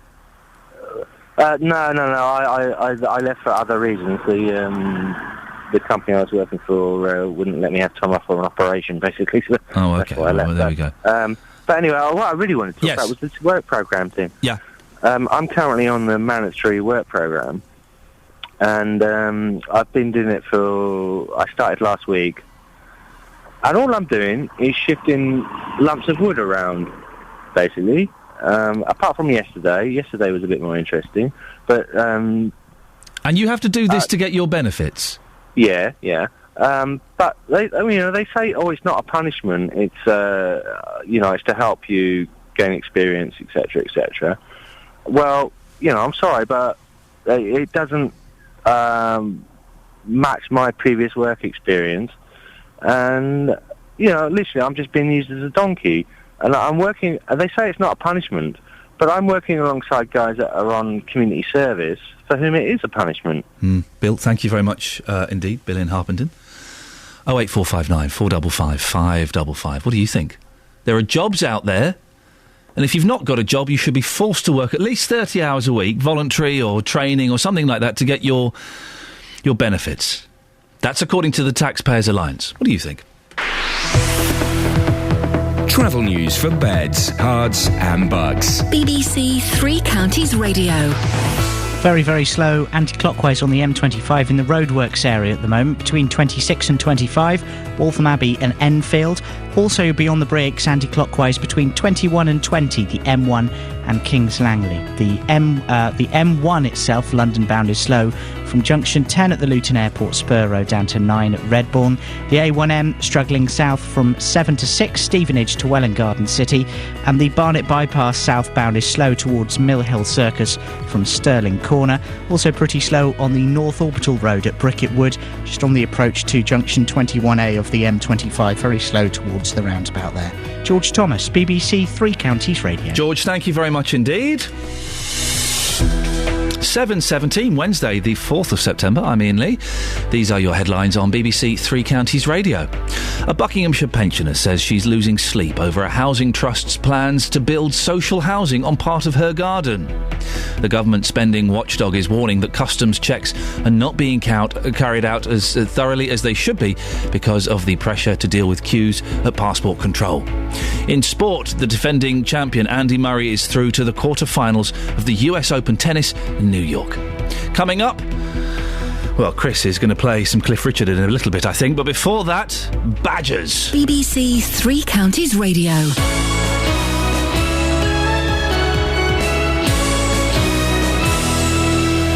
Roberto Perrone on BBC Three Counties Radio. If you're at home, sit back, because this is going to be very, very interesting. You've got the selfie, the legsy, the bumsy. You're going to start that trend. Roberto Perrone. We seem to be heading headlong into war again. We're very keen to stop this from happening. We don't know where this might lead. The lie that took us into the Iraq War could become a shocking truth in this one. Roberto Perrone. Weekdays from 3 on BBC Three Counties Radio. 08459 455 555 is the telephone number if you want to give us a call. Lots of calls this morning. Well, it's splitting. Calls between whether people should have to work to claim their benefits and Cliff Richard. I know, who'd have thought? Two topics quantum leaps apart from each other are generating the most calls. Let's see who wins at the end. Huh? Signing on or Cliff? Let's see. 08459 455 555 is the telephone. Now, I've put it out there, and I will put it out there again. Cliff Richard is rubbish. He's not very good. I know, controversial indeed, but there you go, you see. If you disagree strongly, as I'm sure many of you will, 08459 455 555. On to slightly more serious topics. I'm talking this morning about the badger cull. BBC News has learned that the second stage of the government's controversial pilot cull of badgers in England got underway in Gloucestershire last night. The process of shooting the animals in an attempt to curb TB in cattle began in Somerset last month. Initially, the pilot will not examine how successful the cull is in reducing the spread of tuberculosis to livestock. It'll actually test whether the cull can be carried out humanely, safely and effectively. over a 6-week period. The government hopes to kill 5,000 badgers in Somerset, or 70% of the local population. But is this a good idea or not? I don't know. This is one of those things I don't understand. Depends on who you talk to, and both sides seem to have very convincing arguments. So let's get them on together, shall we? Adam Quinney is Vice President of the National Farmers Union, and Jack Reedy is from the Badgers Trust. Good morning to both of you, gentlemen. Good morning. Adam, let's start with you first. Why is the badger cull necessary? OK, the badger cull is necessary because TB is can be an infection of any mammal, but cattle have it. It's been an increasing problem over the last decade, and you test cattle, you get them clear, but they keep getting reinfected again. Up to 50% of the cases have been calculated are down to badgers in heavily infected areas. And how has this calculation been done? How do we know that 50% come from badgers? There was an extensive trial approximately 10 years ago where badgers were culled, where data was collected. They were culled over a 5-year period, and then there's another 4 years of observation after that. And it's through the data collected through that it was calculated that 50% of badgers are involved in the spread of disease in high incidence areas. Tell me how damaging it is, Adam, for farmers whose livestock gets tuberculosis. It's massively. I mean, we've just gone clear of TB on our farm here, and talking to other people, you go on farms where they've been shut up for 10 years. Shut up means once you get a reactor in your herd, it means you cannot sell any cattle at all. It also means that you're testing cattle every 60 days. And it's not a one-day test, it's a 2-day test. So it's a huge amount of work, effort, loss in value of your stock. It means you're losing generations worth of breeding in your cattle. And it's soul-destroying for the people involved in it, seeing their businesses go down the pan. Jack Reedy from the Badger Trust. It sounds convincing, doesn't it, that badgers spread TB to cattle and we need to stop it? That figure of 50% of badgers infected in high incidence areas, did you notice that Mr. Quinney said up to 50%? That is the actual top peak figure found in, I think, one instance. Now, that is quite a serious twist of the actual truth of this, and that is what the debate is being bedeviled by. It's cherry picking a little bit of scientific evidence that happens to support your prejudice about this very serious subject, and it's not the way to go about it. Jack, will culling badgers have any effect on the TB in cattle? It will, but it won't have anything like what the farmers expect it to have. As far as we know, the test the trials that Mr. Quinney mentioned came up eventually with a figure of about 16% benefit over 9 years. That's a quite small benefit, and there's a tremendous amount of money going into it. The farmers are having to pay for it. The government slid out of picking up the bill, and I'm afraid the farmers have been, it's a hard word to use, but they've been duped into believing that this will make a significant difference. They're talking about curing TB, stopping TB, and all this sort of thing. Now, killing badgers will not do that. What will do it is better hygiene on farms, firmer controls on movement, or at least observance of controls on movement, and area restrictions and things of that sort, which now happily are being brought into play. And they're only being brought into play at the insistence of the European Union. Adam, they've been available to us for years, but haven't been put into place because of resistance. Let's put those points to Adam. Adam, you've been duped, and your farmers need to work a little bit harder. I think that Jack is not really connected with reality of what's actually happening. Look, farmers have put up and doing a tremendous amount of work with control on cattle movements. They've been stepped up tremendously this last 3-4 years. Badger culling has shown in the ISG trials, I mean, Jack is quite right, that it's a 16% improvement averaged over the whole 9 years. But if you looked at the improvement within the cull areas at the end of the 5-year culling period, there was a 42% improvement within the cull area. Now, there was a perturbation of 2,000 metres around it. That's why the areas have been larger. We've learned from that. That's been adapted. But, you know, and I'm sure Jack would agree, that we need to develop vaccines that are effective and practical for both the badger, that means an oral vaccine. We need to develop a vaccine for cattle. But to develop a vaccine that we know works in the field, but the vaccine that we've got for badgers at the moment is not practical. It is not necessarily particularly effective. So it showed a 4% improvement after a 4-year trial in badgers. So we need a practical vaccine. We need a good test that's internationally approved to tell whether an animal's been vaccinated or not, or got TB, and we need a vaccine. But we don't have that. And Europe have said it's going to be at least 10 years before we get a cattle vaccine. Jack, you think... So this is the only method we have at the moment as part, controlling badger numbers, taking them back to their levels of the 1980s, is only part of the answer. It is about cattle movements, it is about better testing, but it is also about controlling the wildlife population. Jack, you think the cull is inhumane. Why? Well, because it's pointless and a waste of money. There isn't sufficient justification for culling. You see, Mr. Greenwich just said that in the centre of areas there's been a significant improvement. So there has. But that is countered by the fact that badgers get stirred up. They're highly territorial animals, and it's extremely dangerous to stir up any population where there is disease. Now, I'm not saying the badgers don't get TB. They do. The issue is whether killing them will aid the infection. We have to try it, don't we, Jack? It's such an important issue for farmers. Surely we have to try it. And if it proves that this is effective, then we should continue it. And if it proves it's ineffective, then we need to look at something else.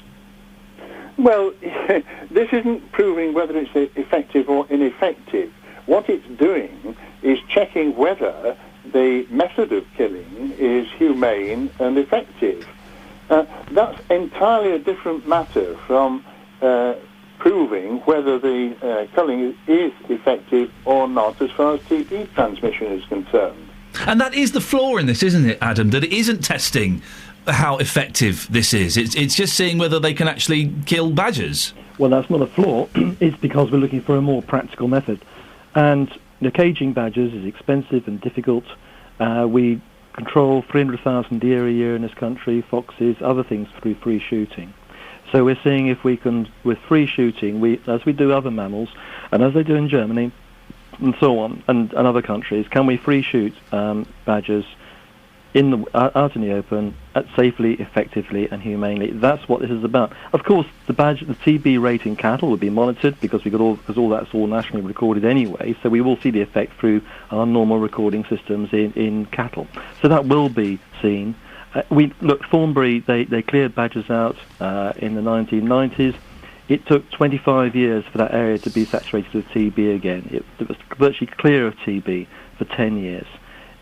No country in the world has beaten TB in cattle without taking wildlife into consideration in how they eradicate cattle TB. No, this is plainly not true. The United Kingdom did so, and it did it between 1950 and 1970. To all intents and purposes, it brought the incidence down from 25,000 cattle killed to an average of about 1,000. And that lasted for 20 years. Chaps, we have to end it there. Thank you very much. The last voice you heard, Jack Reedy from the Badgers Trust. And the other gentleman there was Adam Quinney, Vice President of the National Farmers Union. You any clearer? You any wiser? The thing is, both sides sound so convincing. Again, as Nick Abbott on another radio station said last week, I always believe the last person I hear. It sounds so convincing. Thank you very much both for your time. It's fascinating stuff. On the subject of... we spoke to Robert Oxley from the Taxpayers Alliance, who has suggested that if you're signing on, you should work 30 hours a week, voluntary work, training, something like that to get your benefit. He also said there are loads of jobs out there. People just aren't looking. Well, Penny has emailed us. That Robert Oxley is talking out of his butt. My son is 21 and been unemployed since leaving school. He's tried the volunteering, no luck. He applies for jobs daily and still nothing. If Robert knows where there is a job going, please let me know. My son will be well chuffed. 08459 455 555 and more calls on Cliff after the latest travel on BBC Three Counties Radio. Travel news for beds, cards and bugs. BBC Three Counties Radio. There's been an accident in Milton Keynes on Brickhill Street, just near the junction with Danstead Way. A car and a cyclist involved. It's partially blocked off at the junction. All the emergency services are on the way to that one. The M1 London-bound slow from junction 10 at the Luton Airport Spur Road to 9 Redbourne. The A1M southbound is slow from 7 to 6 Stevenage to Welwyn Garden City, and it's pretty slow on the Barnet Bypass southbound from Stirling Corner towards Mill Hill Circus as you head further into London. Anti-clockwise, the M25 not very pretty this morning. Slow through the roadworks from 27 at the M11 to 25 at Enfield. You'll be on the brakes again between 21 and 19, the M1 and Watford. And it's also slow between 18 and 16, that's Chorleywood and the M40. George Thomas, BBC Three Counties Radio. Thank you, George. Let's get the latest news and sport now with Catherine Boyle. Across beds, hearts and bugs. This is BBC Three Counties Radio.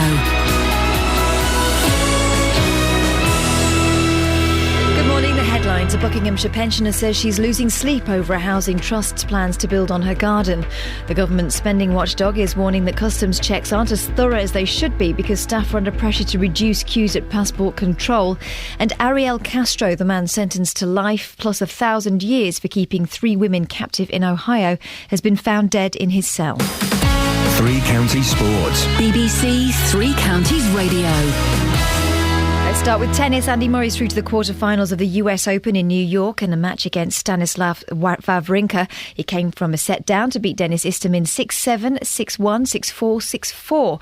And Murray says he had to be more aggressive after losing the opening set. Match point to the defending champion. Murray serves down the centre of the court. A good return from Istomin. Huge forehand from Murray. He'll finish it with a volley.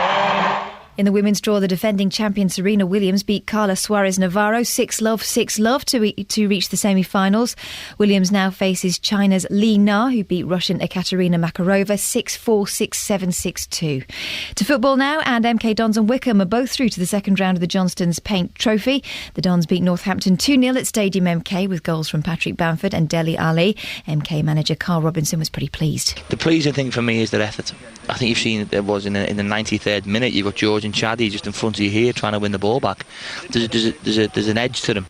Wickham were also 2-0 winners at Exeter. Matt McClure and Anthony Stewart supplying the goals there. Here's Chairboys boss Gareth Ainsworth. This group of lads has got legs, it's got enthusiasm, it's got energy, and the lads who've got experience really hold it together too. So we're ready to take anyone on. I believe we can beat anyone on our day, and it's my job to get us on our day every week. In the Keller Premier Division, Biggleswade Town drew 1-1 at home to Burnham. Chesham won 4-1 against Bashley, and Hemel Hempstead won 6-1 against Beckentown. And that's your latest news and sport. I'll be back with more at 8 o'clock. Call 08459 455 555. BBC Three Counties Radio. You're all calling in today. I love it. Thank you. It's so much better when you call in. I love it when people call in. It's nice. Have little Barney, little back slapping, and then a big hug. Big manly hug at the end. That's what it's all about. Lots coming up in the next 30 minutes. More on your thoughts on the suggestion from the Taxpayers Alliance that if you're signing on, well, you should do 30 hours a week work to get your benefits, of course. And there are plenty of jobs out there, says Robert Oxley from the TPA. 08459 455 555. And Cliff Richard, his 100th album is on its way. Yay! Everybody sits down in excitement. You excited? You're a fan of Cliff? He's not very good, is he? By the way, Chris, we're supposed to be hearing from Chris. Chris, you called in about 6:20, just over an hour ago. Chris was going to sing to us and play a song live down the phone. Chris, we can't call you back. We think you may have left your phone off the hook, or you could be on the phone or something. So put your phone back on the hook, or switch it off. Do whatever you need to do. We want you to come on. The whole of the 3 counties is hovering. There are children who should be at their first day at school today who won't leave the car.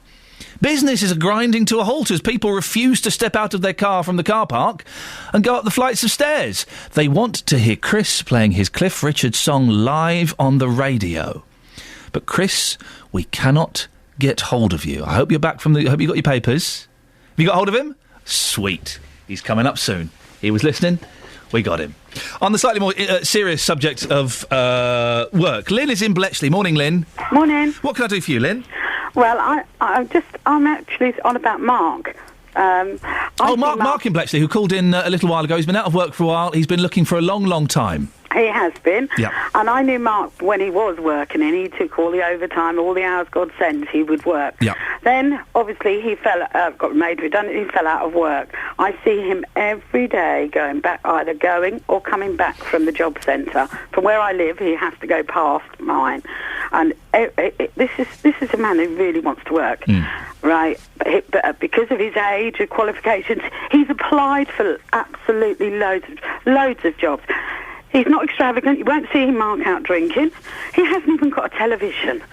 And do you know how depressing it is when you really want to work and you can't get a job and nobody will just give you a chance? But Lynn, according to Robert Oxley from the Taxpayers Alliance, there are loads of jobs out there. He's talking out of his butt. He's an idiot.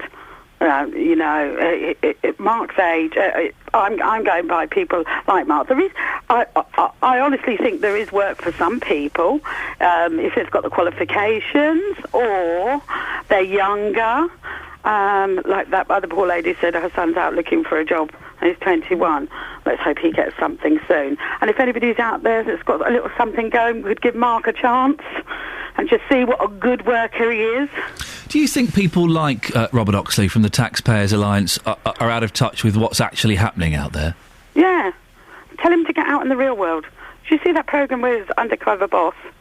Let him get out there and do a bit of that and see what's really going on. It's not a bad suggestion. Lynn, thank you very much indeed. And 08459 455 555.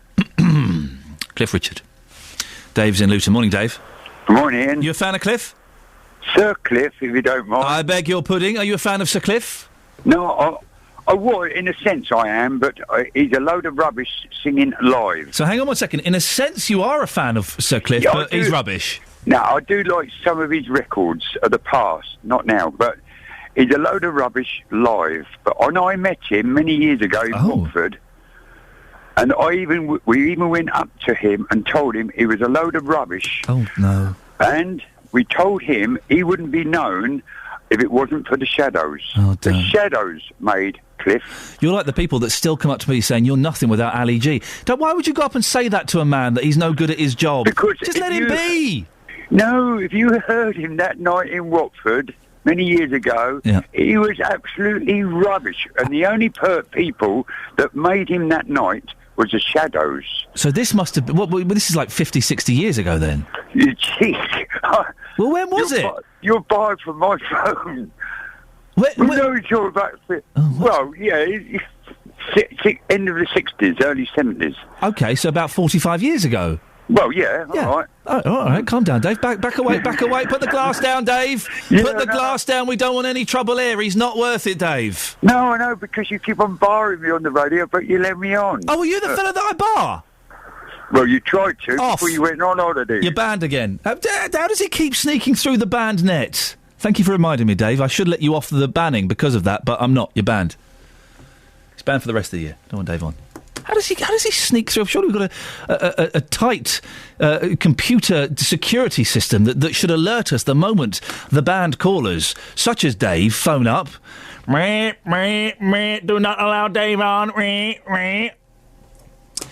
got Chris. Chris, you spoke to you at 6:20. You were going out to the papers, then we couldn't get hold of you again. What happened? Well, the co-op didn't have any. I had to go to a different paper shop in the square. Oh, blimey. What paper do you take, Chris? The Sun for the horses, mainly, but my son doesn't like the Sun. He says it's... well, I think there's a lot of hype with the Sun. They truck off arguments that don't need talking about.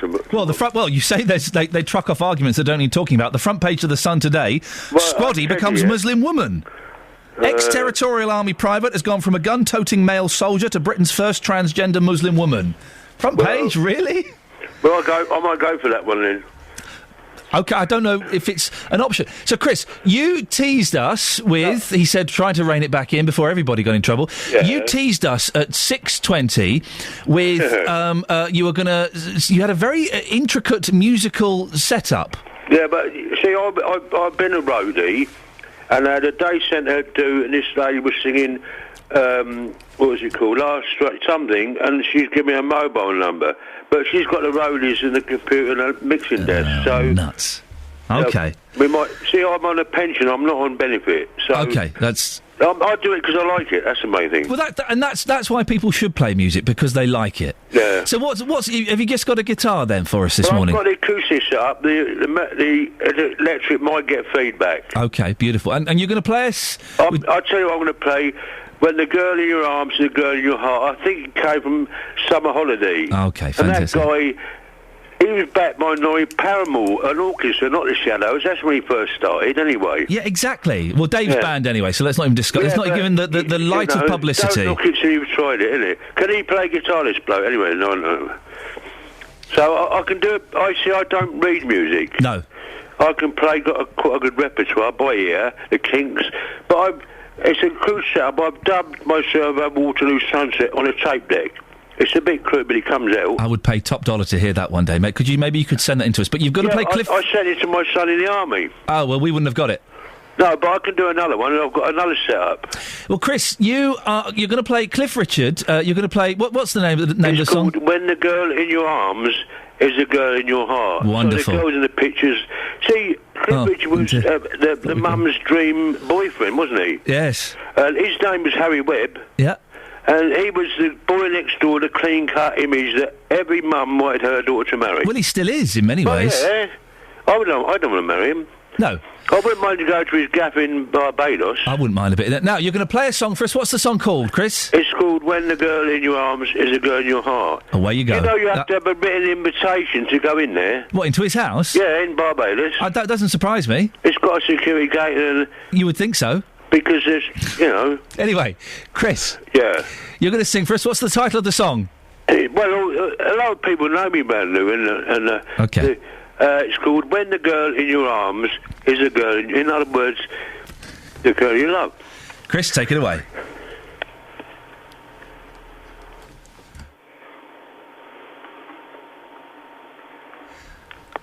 Over to you, Chris. Okay. Here we go. Listen to BBC Three Counties Radio. Chris is going to play us a Cliff Richard song. I'll be there. Okay, where's his guitar? I'll put the mic on. Oh, he's going to put the mic on. He's going to put a mic on. Very professional. Hello? Hello? Chris? Hello there. We can't hear you very well, Chris. Where have you gone? I'm here. What, have you fallen down a hole? You can't hear me? I can just about hear you. Yes. I don't whack the volume up anymore. I guess we're going to have to do this then. What's that? Sorry? Shall I do a quick one and see how it goes? Away you go.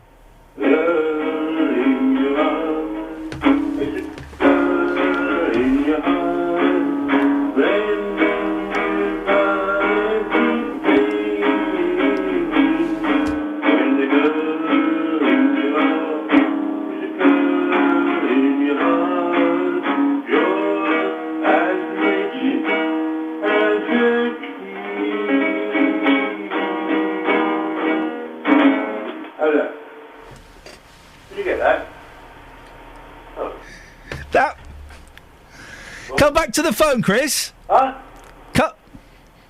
Come back to the phone. Yeah, I will do. Good lad. I will do. That was... Can you hear me? Can you hear me? Yeah. That was very enthusiastic. You're very keen, aren't you? Yeah, but I don't practice enough. No. Well, you practice when you can. That was great. Can I just say something briefly about my history? No, is it on air, is it? We're on air now, well, yes. I better not say that then. Probably, this whole conversation's been on air. Yeah, but I will give you my mobile number sometime and we'll truckle from there. Chris, listen. In other words, when you're down and out and you're depressed, music can fire you up. Music is the doctor, makes you feel like you ought to. That's according to the Doobie Brothers. Saying if music be the food of love, play on. Yep, there is. Is that Shakespeare? I think it is Shakespeare. Look at you with your Shakespeare. You are raising the intelligent quotient of this show tenfold, Chris. I can't believe they stopped taking the kids to school as I was singing. Was that a bit hypey, that one, was it? It was a little bit hypey, but but you have to do that, Governor. You have to get... That's the business. See, a lot of people know me around here, my past, which I can't dive. No. I'm in council accommodation through a reason. Okay, well, Chris, listen... I've got a lovely family. Good for you. Chris, I'm going to have to stop you there because we're running out of time. Yeah, okay. You've been a cracking sport this morning, Chris. This unemployment thing is a bone of contention with me. I know it is. We haven't got time to talk about that. But Okay, but Chris, a lot of old guys... yes. Chris, I just want to say you've been a really good sport this morning. Thank you so much for calling back. Did you hear that? So I didn't wake you up too early this time. Don't want to wake the neighbours up. I think it's about... I think after 7 they have to make a complaint anyway. Exactly. Chris, we're going to end it there. You've been a really good sport this morning. Thank you so much.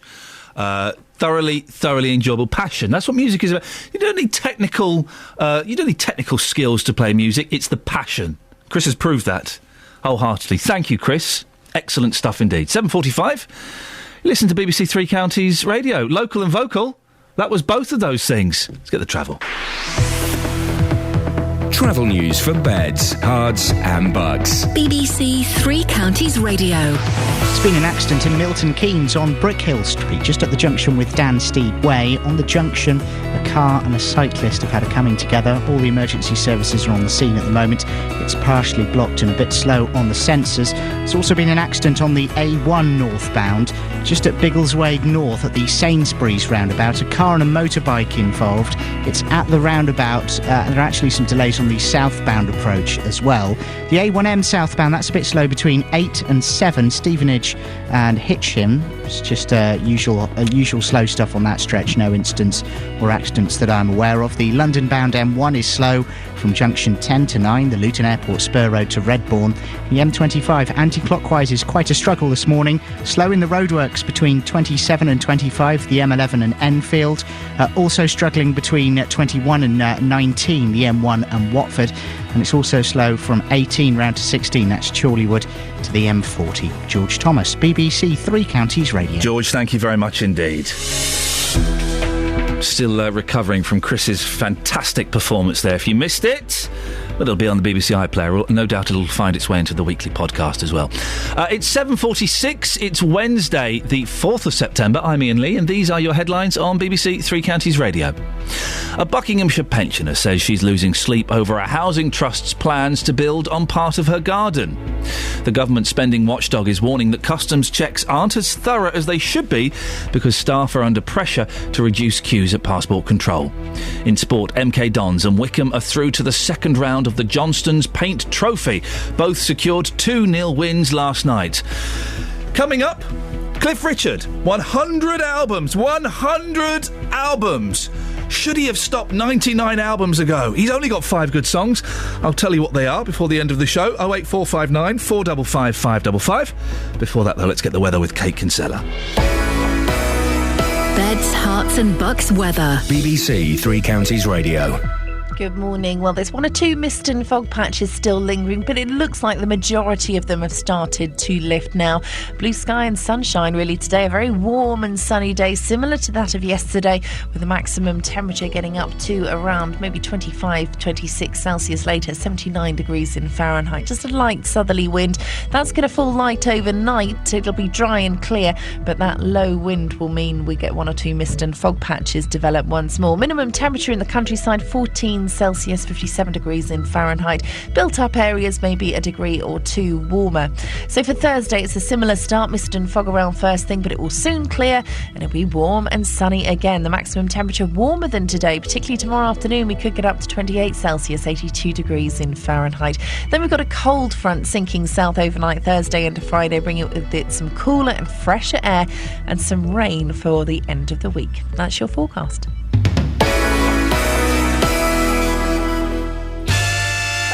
This week on EastEnders. Mr. Mitchell, can you hear me?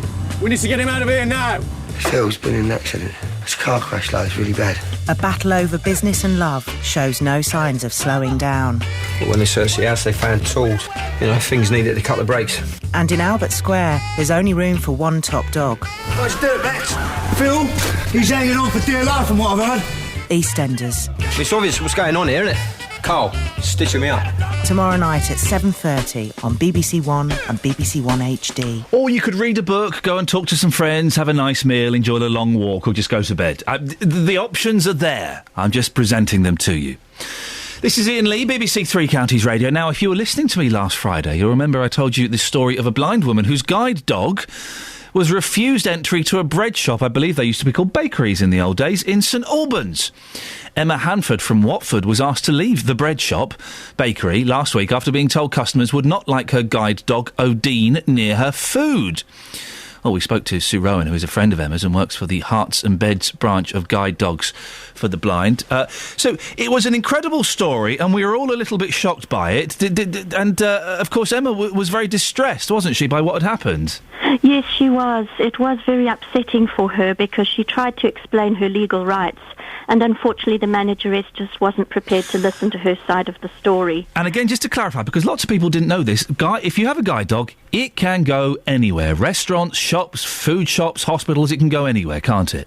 That's correct, yes. In terms of the Equality Act and the Health and Hygiene Act, guide dogs are the only dog that can go anywhere. Now, I believe, I don't quite know the full details, but the manageress of the bread shop in where she was refused entry has realised her mistake and has apologised. Yes, in fact, we've had a couple of apologies from both the manageress, and on Monday we met, Emma and I, with the managing director who came down from their head office, and he did apologise, and they presented her with a lovely basket of their products and a doggy treat bag for Odine. And we actually, it came out very positive in the end because we handed over some information to the managing director who ensured us that he would make sure that every single one of his employees in all his branches goes through the material which quite clearly explains what a guide dog is as opposed to a normal pet dog. Well, isn't that a wonderful resolution? Not only you got some nice cakes and some muffins and things, some stuff for the doggy as well, but perhaps more importantly, all the members of the team are going to be educated on what they can and they can't do in regards to people with guide dogs. Yes, they even showed us their further support by offering to have one of our collection boxes there. So I think we've got a good ongoing link there with the bread shop. Well done then. Let's give it. If I were Jonathan Vernon-Smith, I would be playing a fanfare for the bread shop, but I'm not, so I shan't. Sue, that's brilliant news. Well done. Thank you very much.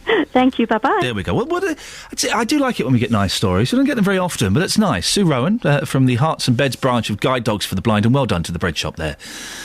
In St Albans for realising their mistake and not just apologising, which would have been adequate, but going perhaps that little bit further. So well done them. 08459 455 555. It is funny, isn't it? We've done shows on Syria. We're talking about unemployment today. We've done shows on all kinds of big stories, big things. Okay, literally world-changing things. We've never had as many calls as we're having today about Sir Cliff Richard. The phones have not stopped ringing with people phoning in primarily to defend Cliff Richard. The reason we're talking about him, he's about to release his 100th album. Ouch. Our reporter, Sophie Soleri, has been out asking what you think. Sophie, I don't know a lot about your musical taste. Do you like Cliff Richard? No. Oh. Do you? I like 5 songs. What's your top one? In the Country. What's that one then? Ba ba ba ba ba ba ba ba ba ba ba ba. When the world in which you live in gets a bit too tough to bear, and the sense that no one finds you, there's someone there. You're gonna find me out in the country. Yeah, you're gonna find me out in the country. That one. I hate that one. Oh, really? Yeah. It's my number one. All right. Yeah. Good. You've been out talking to people. What have people been saying about Cliff Richard? People don't care. People really don't care. He's back. Have a listen. So are you excited that he is releasing his 100th album in November? Not particularly, no. Right, so you're not pre-ordering that then? No, definitely not. We're all going on a summer holiday. That doesn't brighten your day? No. Cliff Richard? Yeah, Cliff Richard, sir. You're excited, aren't you? Not really, no. I don't know Cliff Richard. You don't know who Cliff Richard is? No. Any clue, any songs, any... Summer Holiday? No. What about Christmas time, mistletoe and wine? No. We're all going on a summer holiday. Ah, okay. Which one's your favourite? The ones in the film he made, Summer, what is it called, that film? Summer Holiday. It's good, isn't it? Yeah. If I tell you someone's coming back in November, pop star legend, Right. he's releasing the fabulous rock and roll songbook. Who do you think this is? No idea. Prepare yourself. Cliff Richard. Really?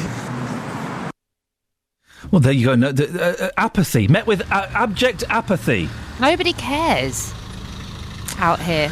But the thing is, Sophie, people do care that he has got so many fans. He has got fans. He's 72, 73 years old. He has got fans who will still do that ridiculous thing of camping out overnight to buy tickets for him, even though it's easier to buy them online now. They will camp out overnight so they can be guaranteed the best seats at the Royal Albert Hall when Cliff does another one of his tedious shows. But they're not the norm, are they? You saying that Cliff Richard fans are not normal? I mean, that's exactly what I'm saying. Well, can I just say that quote came from Sophie Solaria, who said that all Cliff Richard fans are not normal and in many ways are deviants. They have a few issues. Okay, well, Sophie, I want you to find someone this morning who is excited, who is bouncing around off the walls about Cliff Richard. That's going to be really hard. No, give it a go. You can do it, Soph. I'll give it a go. See you later on. She can do it. She can do it. He does have... By the way, just to say, that was Sophie Solaria there who said that Cliff Richard fans are strange. Did not come from me. Thank you for writing that Cliff Richard cue, by the way, Kelly. Excellent stuff there. Really spot on. Thank you very much. Sheila is in St Albans. Good morning. Good morning, Sheila. Cliff Richard. Yes. He's a great guy. I'm sure he's a lovely bloke. He gives, I tell you what, he gives 101% to his performances. Not like Bieber, possible. who turns up late, not like some of the other younger groups who come on halfway, three-quarters way through the session, i.e., you know what I mean, you go in at 7:30 and it warms up and you have about two other people in front before half an hour towards the end you get the person you come to see. Yes. So knock him as you will, but he does what he does, and he does it well. Listen, he has got... He does bland mediocrity very, very well, you're correct. He has got staying power, and obviously he's a lot more professional than Justin Bieber or any of these idiots that are around at the moment. Well, I really can't see Justin Bieber still going at Cliff Richard's age, and quite a few others. Okay, but are you going to be buying his new album? No, but I did go and see him earlier on this year at Fieldhouse. Oh! And how long was his show? They had the ladies, I think it was about 7:30 till after 10, because they had to watch. So he did a 2.5-hour show? No, we had the ladies from, what they called those ladies who... The ladies? The soldiers. Burlesque dancers? No. No? No, the... the military wives? The military wives. Oh, right. And the young singer before that. And then he came on and he stayed on stage the whole time. Right. Absolutely marvellous. And, he's a very good performer, but some other people don't come over as good as him, Okay. Sheila, you've put forward a very strong argument. Thank you very much indeed.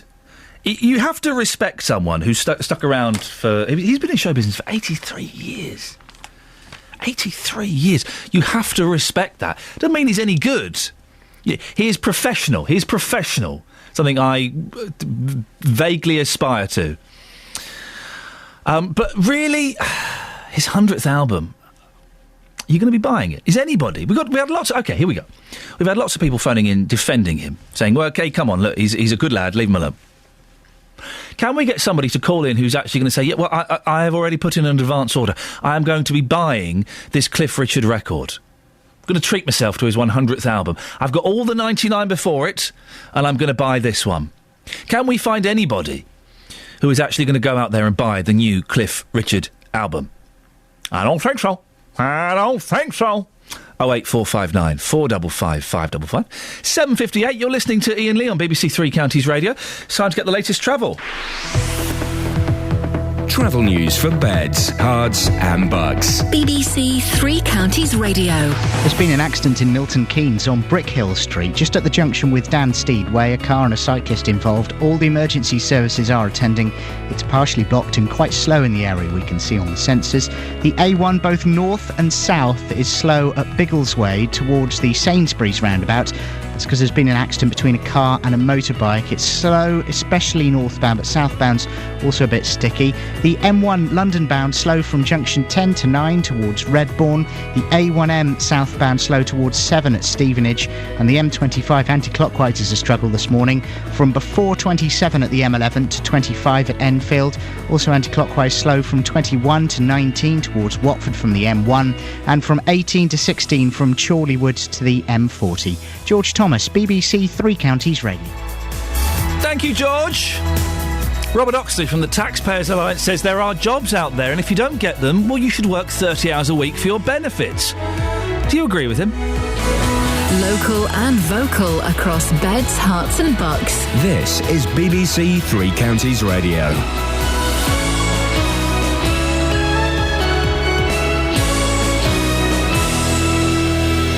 Good morning, it's 8 o'clock. I'm Catherine Boyle. The headlines: Aylesbury Housing Trust accused of environmental vandalism, customs checks cut back to ease queues, and 100th album for Hertfordshire heartthrob. BBC Three Counties Radio. The family of an elderly woman from Buckinghamshire say a housing association's plans to build on her garden is a heartless act of environmental vandalism. 84-year-old tenant Georgina Peterman was born in the house in Bishopstone and says she's losing sleep over the Vale of Aylesbury Housing Trust's decision. Her son Rudy spoke to BBC Three Counties Radio. There was no consultation with my mother in the first place, and they claim that there was. Just the whole sort of extent of the ecological destruction in this garden they want to just inflict, really. It supports a hell of a lot of wildlife, as well as being part of an integral garden. It just makes you so angry, especially when our family has spent so much time, 90 years looking after it with such dedication. A report has found that drugs, weapons and illegal immigrants could be entering the UK because of pressure on border staff to reduce queues at passport control. The National Audit Office was examining the work of the Border Force, a division of the Home Office which patrols ports and airports. Here's Danny Shaw. Last year, as the Olympic Games approached, new rules were introduced and extra staff brought in to cut passenger queues at ports and airports and ensure everyone's passport was fully checked. The changes had the desired effect, but the National Audit Office says it meant staff spent less time on other security duties, such as searching for counterfeit goods, illegal items and forged documents. Ministers say they're building on the Border Force's many areas of excellence by recruiting more staff and deploying them more flexibly and effectively. The man jailed for kidnapping 3 women in the US city of Cleveland and holding them hostage for a decade appears to have committed suicide in prison. Ariel Castro had been sentenced to life without parole plus 1,000 years for hundreds of offences, including killing his unborn child by beating one of the women. The BBC has learned that the second stage of the government's pilot cull of badgers in England got underway in Gloucestershire last night. Jean Berry is from the Gloucestershire Against Badger Shooting campaign. The badgers are blamed for spreading this terrible disease. Even if they were guilty of this, they don't deserve to die in this way. It's just so horrific. I don't know what this government is thinking of. It's just unbelievable. I can't sleep. It's just totally and utterly barbaric. The family of a Buckinghamshire woman whose home was valued at £0 because of its proximity to HS2 have welcomed the news that compensation has now come through. The Turweston home of 98-year-old Elfrida Harper Tarr has been bought by HS2's exceptional hardship scheme for £245,000. Hertfordshire's Peter Pan of pop, Sir Cliff Richard, is set to release his 100th album this autumn. Sir Cliff, who grew up in Cheshunt and roller skated through Milton Keynes in the video for one of the best songs about cassette tapes in pockets, Wired for Sound, says the fabulous rock and roll songbook will be his tribute to some of his musical heroes. In sport, MK Dons and Wickham are both through to the second round of the Johnstone's Paint Trophy after both secured 2-0 wins last night. And the weather warm and sunny with a top temperature of 26 degrees Celsius, that's 79 Fahrenheit. Get the latest news and sport online at bbc.co.uk/3 counties. Are you a fan of... hang on, let me go again. Do the last bit again. 3 counties. You have longer. I need longer run up. .uk/3 counties. Go back a bit. Just go back quite a bit. Get the latest news and sport online at bbc.co.uk/3 counties. So, Catherine, are you a fan of Cliff Richard? I like Wired for Sound. Thanks very much.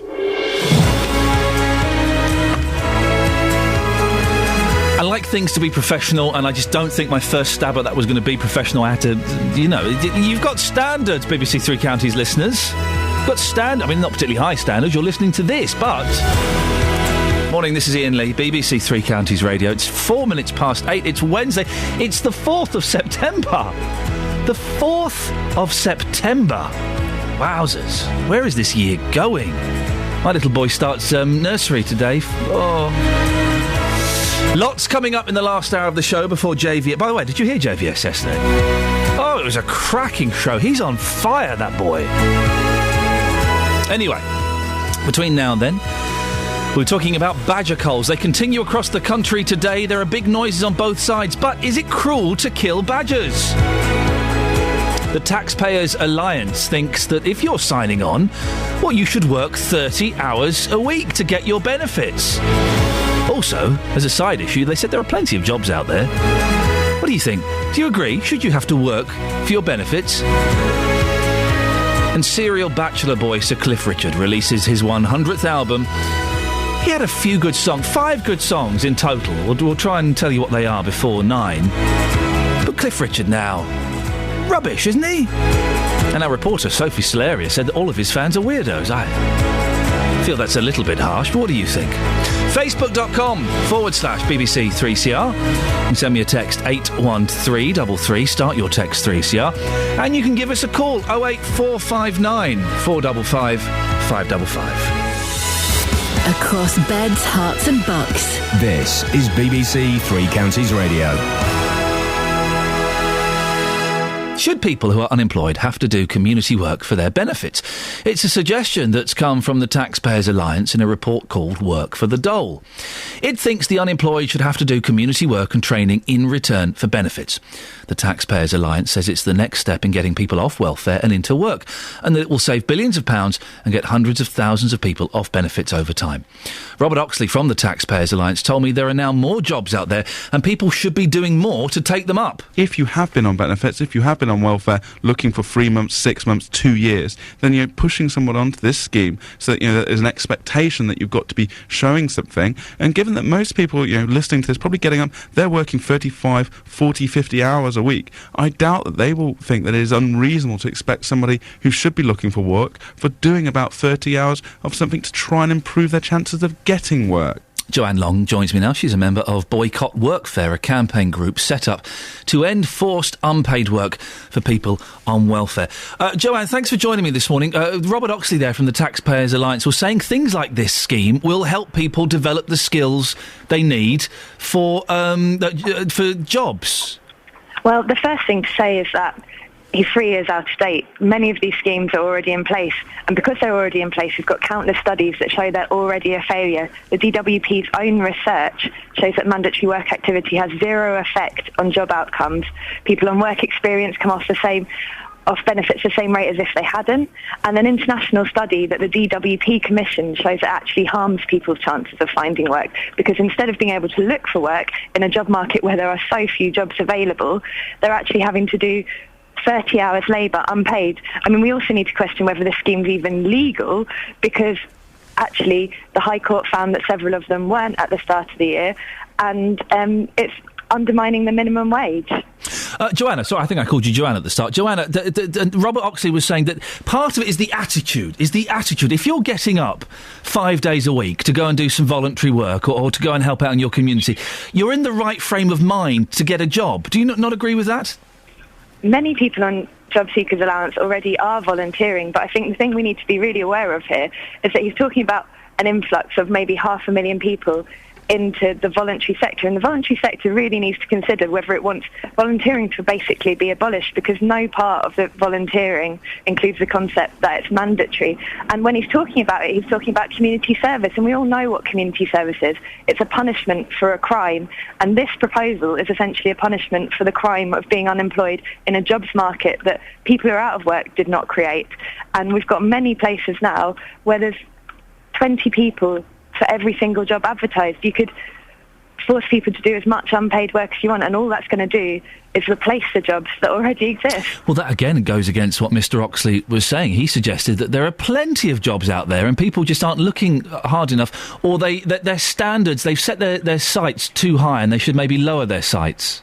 I mean, that's in keeping with the whole approach of this report, which is to ignore the evidence. It's put together by a failed Conservative politician who's ignored the evidence of all these schemes in the last 3 years and is basically flag-waving for the Conservatives' current policy.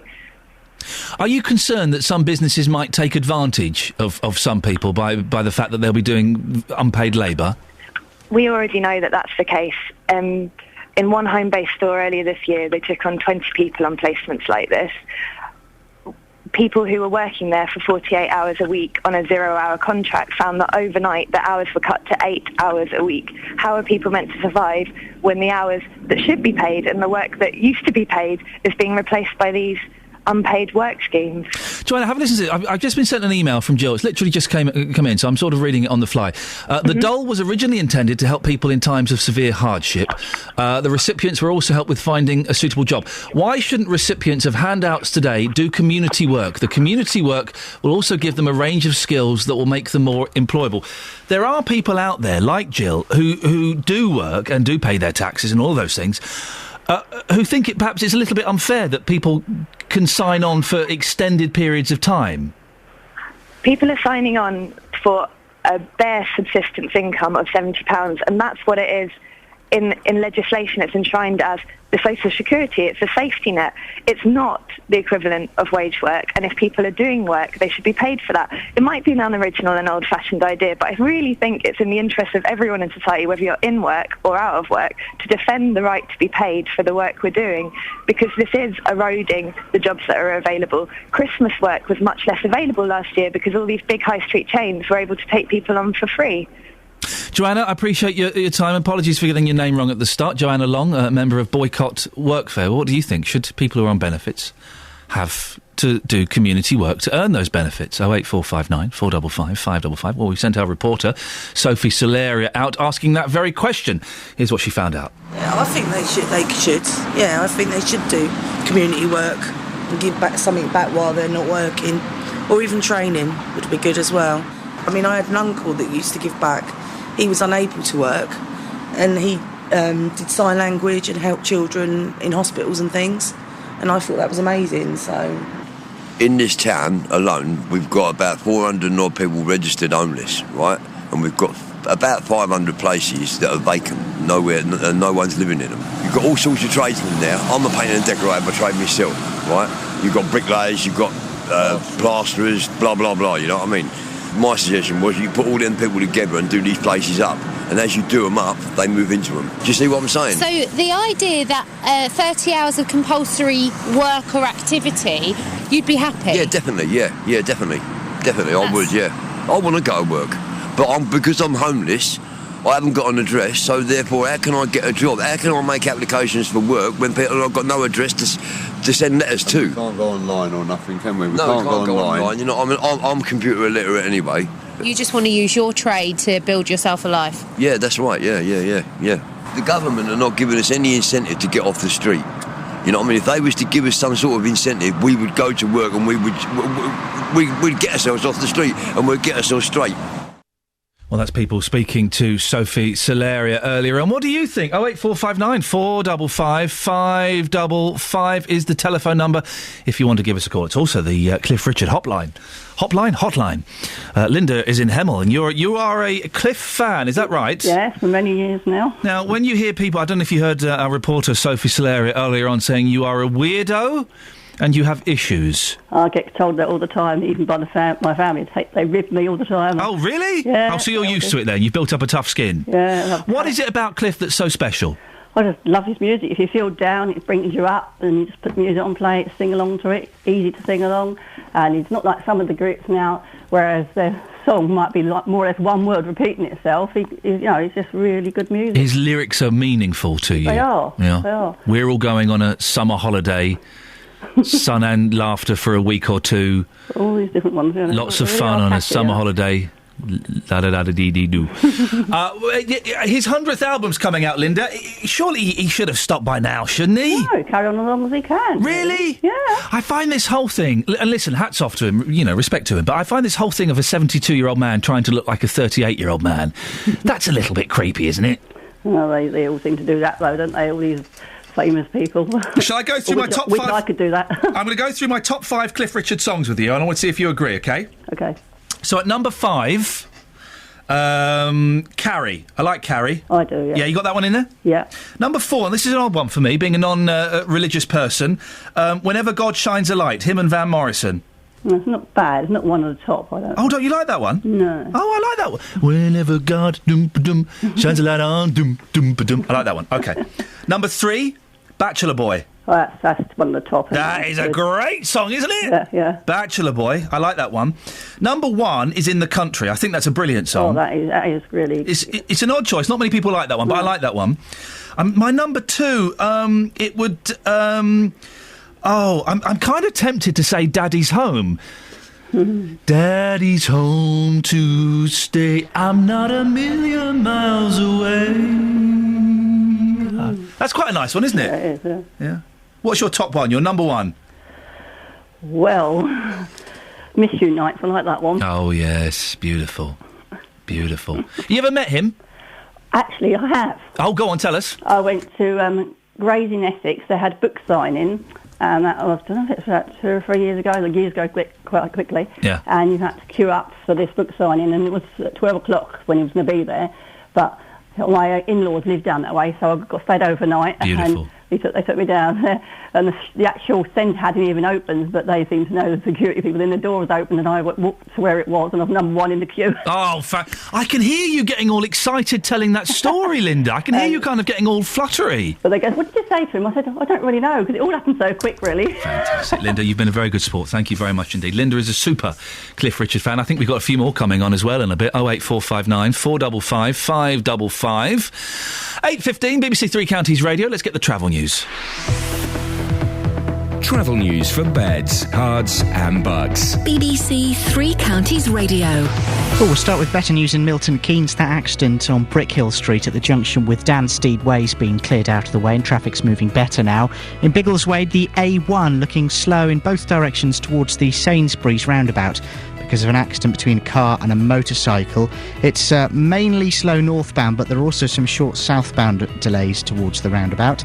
The M1 London bound slow from 10 to 9, the Luton Airport Spur Road to Redbourne, and the A1M southbound is slow from 8 to 7 towards Stevenage.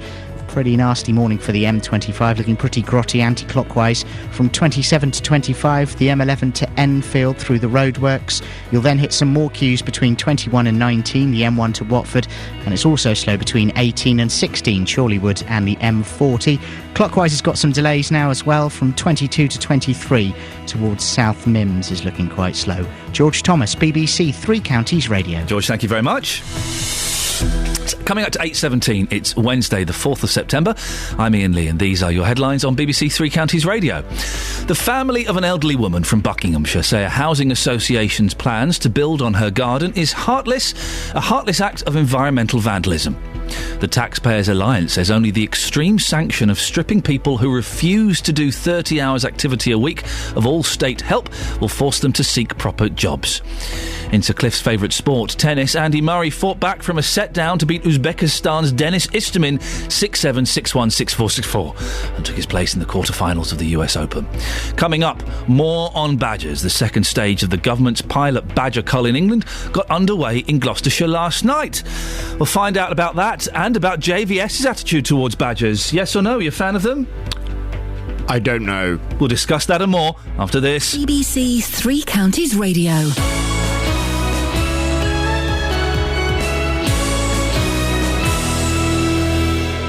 On Saturday, it's an extended Three Counties sport with another 4 live commentaries. MK Dons host Swindon in the early kick-off.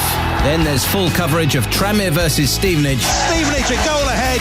And Wycombe's trip to Hartlepool. And at 5:30, Luton are at home to Grimsby. Howes will score. Right-hand side finds the back of the net and Luton have got their goal. Hear all 4 games live this Saturday from 12 in Three Counties Sport. Jonathan Vernon Smith. Seriously. If we could only... We've had 2 topics of conversation in that 30-second trailer for... I don't know what it was. Was it sport? And both of them would get us sacked immediately if they were on air. Well, they would, wouldn't they? Yeah. If the Daily Mail could hear these conversations, we'd be the new Russell Brand and Jonathan Ross. They would be at us like nobody's business. Oh, dear. But we are professional and we keep our prejudices off the air. For most of the time. Have you been on a course or something? What do you mean have I been on a course? You've been really good this week. You are beastly. What's going on with you? Well, no, I'm not saying that you're not... okay, I am saying you're not really good. Okay, well, let me try... What I'm saying is you have a standard. Yes. At your worst, you are adequate. No? Try again. Let's change the system a bit, like they do with GCSEs. At your worst, you are flipping good. You are flipping good. Am I? But you have been. So this is adequate, which you're not ever. Can I just say he's showing me with his hands? I'm trying to do a graph on an imaginary graph. So that is adequate. That's about normal, is it? That's flipping good. This week you have been right up there. Gosh, really, really very good. Up there. Really, really very good. Next to that, Jonathan Vernon Smith. You've made me laugh this morning. That's the first.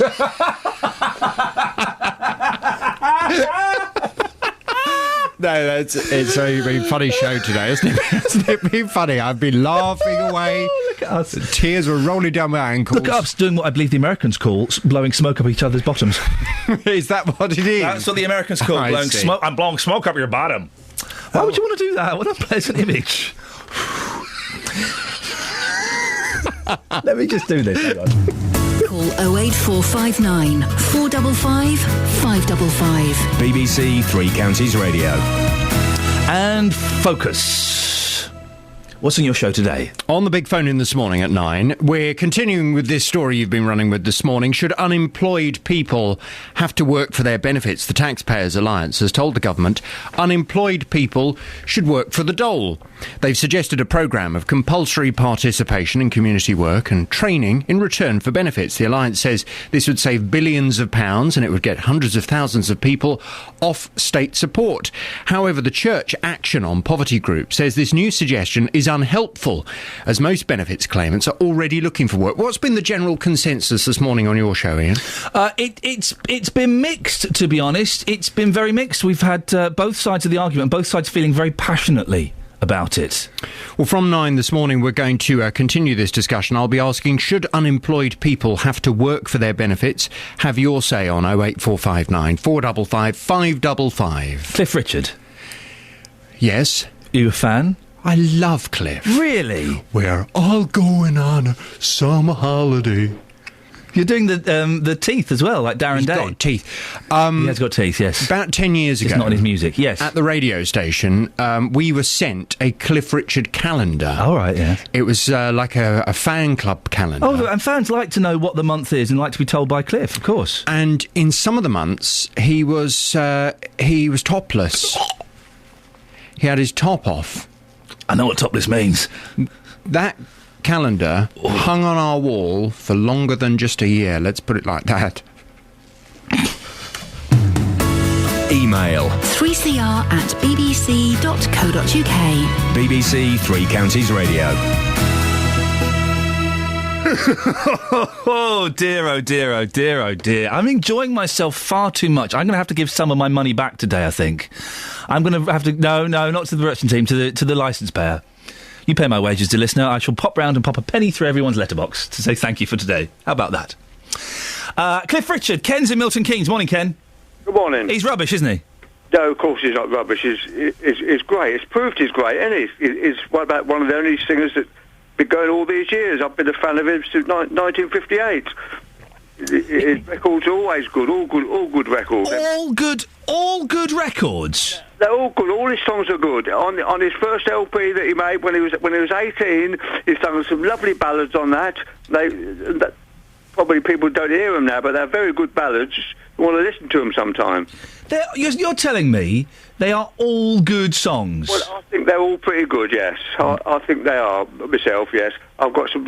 I like one of his that he made years ago called Some People. Some people, they love one another, they learn... OK, I'm going to play a Cliff Richard song that is not a good song, OK? There is no way anyone could argue that this is any good.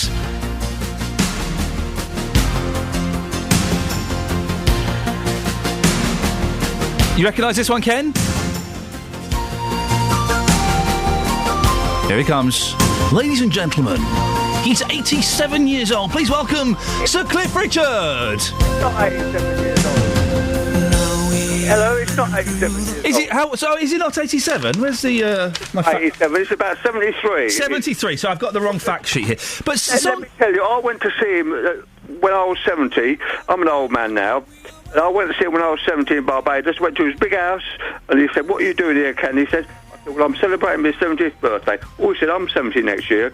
So I'm 74 now, so he must be 73. Hang on, you turned up at Cliff Richard's house in Barbados? I went there. A friend of mine who used to sing in our choir at our church, she's got a son that he's got his own business in Barbados, and he said, one day, he said to me when we was out there, "I'm going to take this to one of my customers."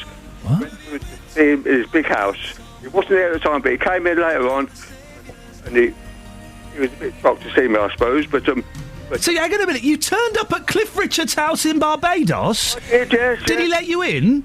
Well, it wasn't him at the door. He's got people that work for him, you know, maids and things, you know. And I went in, because he's got some friends of mine who've got workers working in the house, and I went to see him, and we had a chat about my age and about his early records, and I found him a very nice person.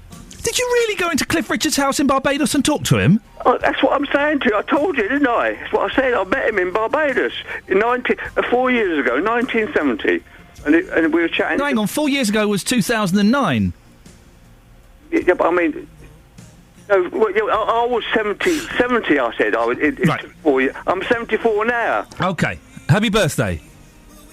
No, I was 74 in February. Oh, OK. Well, and he was a nice bloke, was he, Ken? Well, I had a chat with him about his early records and everything else like that, and I liked some of his records, and he said, like I say, he asked me what I was doing there. I said, well, I'm celebrating my 70th birthday. OK. And he said, well, I'm 70 next year, so he must have been 69 then, so he's 73 now. Brilliant. Cliff, Cliff, I'm getting obsessed now. Ken, thank you very much indeed. We're going to... I don't know what's happening here. This show's gone international. Joan, are you really in Australia? Oh, yes. Well, good day to you, mate. Good day. Good day, you flaming galah. Are you a Cliff Richard fan? Oh, yes. Always have been. Why? I went to see him just before I left England. Yes. I went to his concert there, and then I've been to the ones over here. OK, so you're a huge fan of Cliff Richard. What is it about him that's so special? I don't know, he always seems squeaky clean. He's just really easy to listen to. I don't know, he's the only one I've ever bothered about. We were tipped off that you were a big Cliff Richard fan, because you used to live in Stevenage, didn't you? Yes. We were tipped off by your sister, Pat, who's also in Stevenage. Pat got in touch and said, "Oh, you've got to phone my sister Joan in Australia. She's the biggest Cliff Richard fan in the world." And is Pat right about that? Oh, yeah. Well, we think so. OK.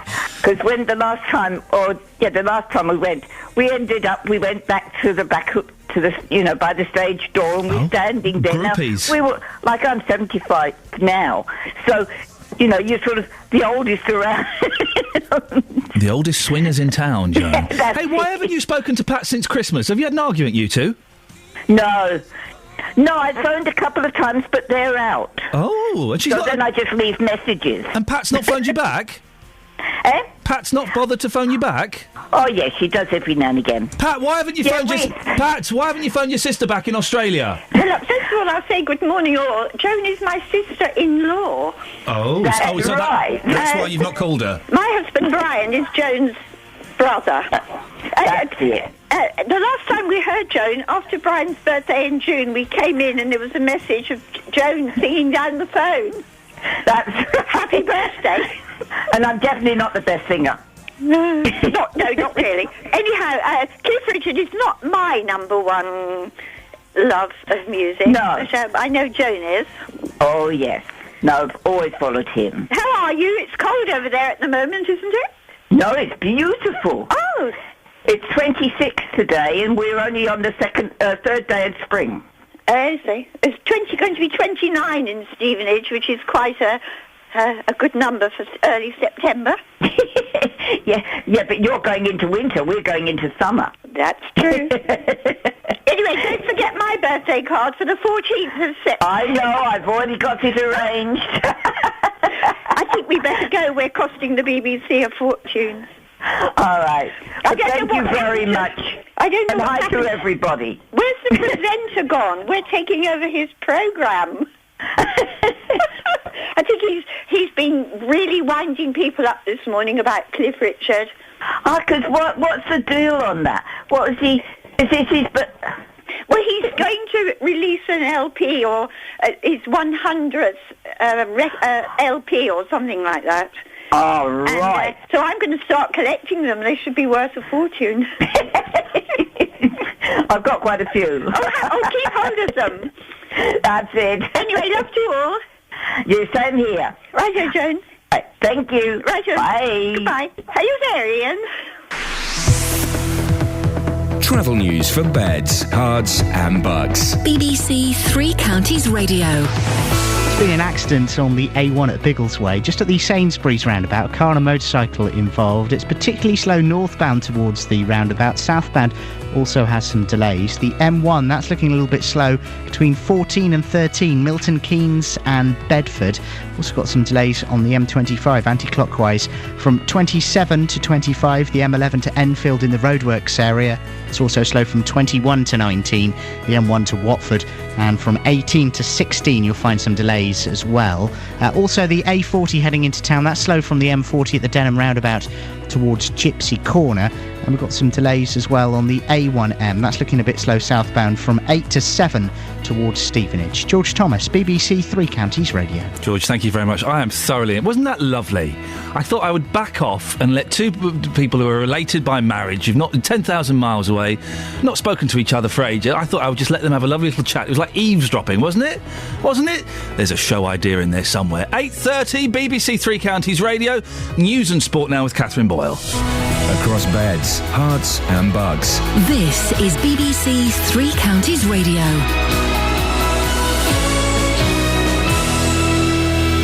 Good morning, it's 8:30. The headlines. The Taxpayers Alliance says people on benefits should have to do 30 hours a week of community service, charity work or approved training or face having their payments suspended. The family of an elderly woman from Buckinghamshire says a housing association's plans to build on her garden is a heartless act of environmental vandalism.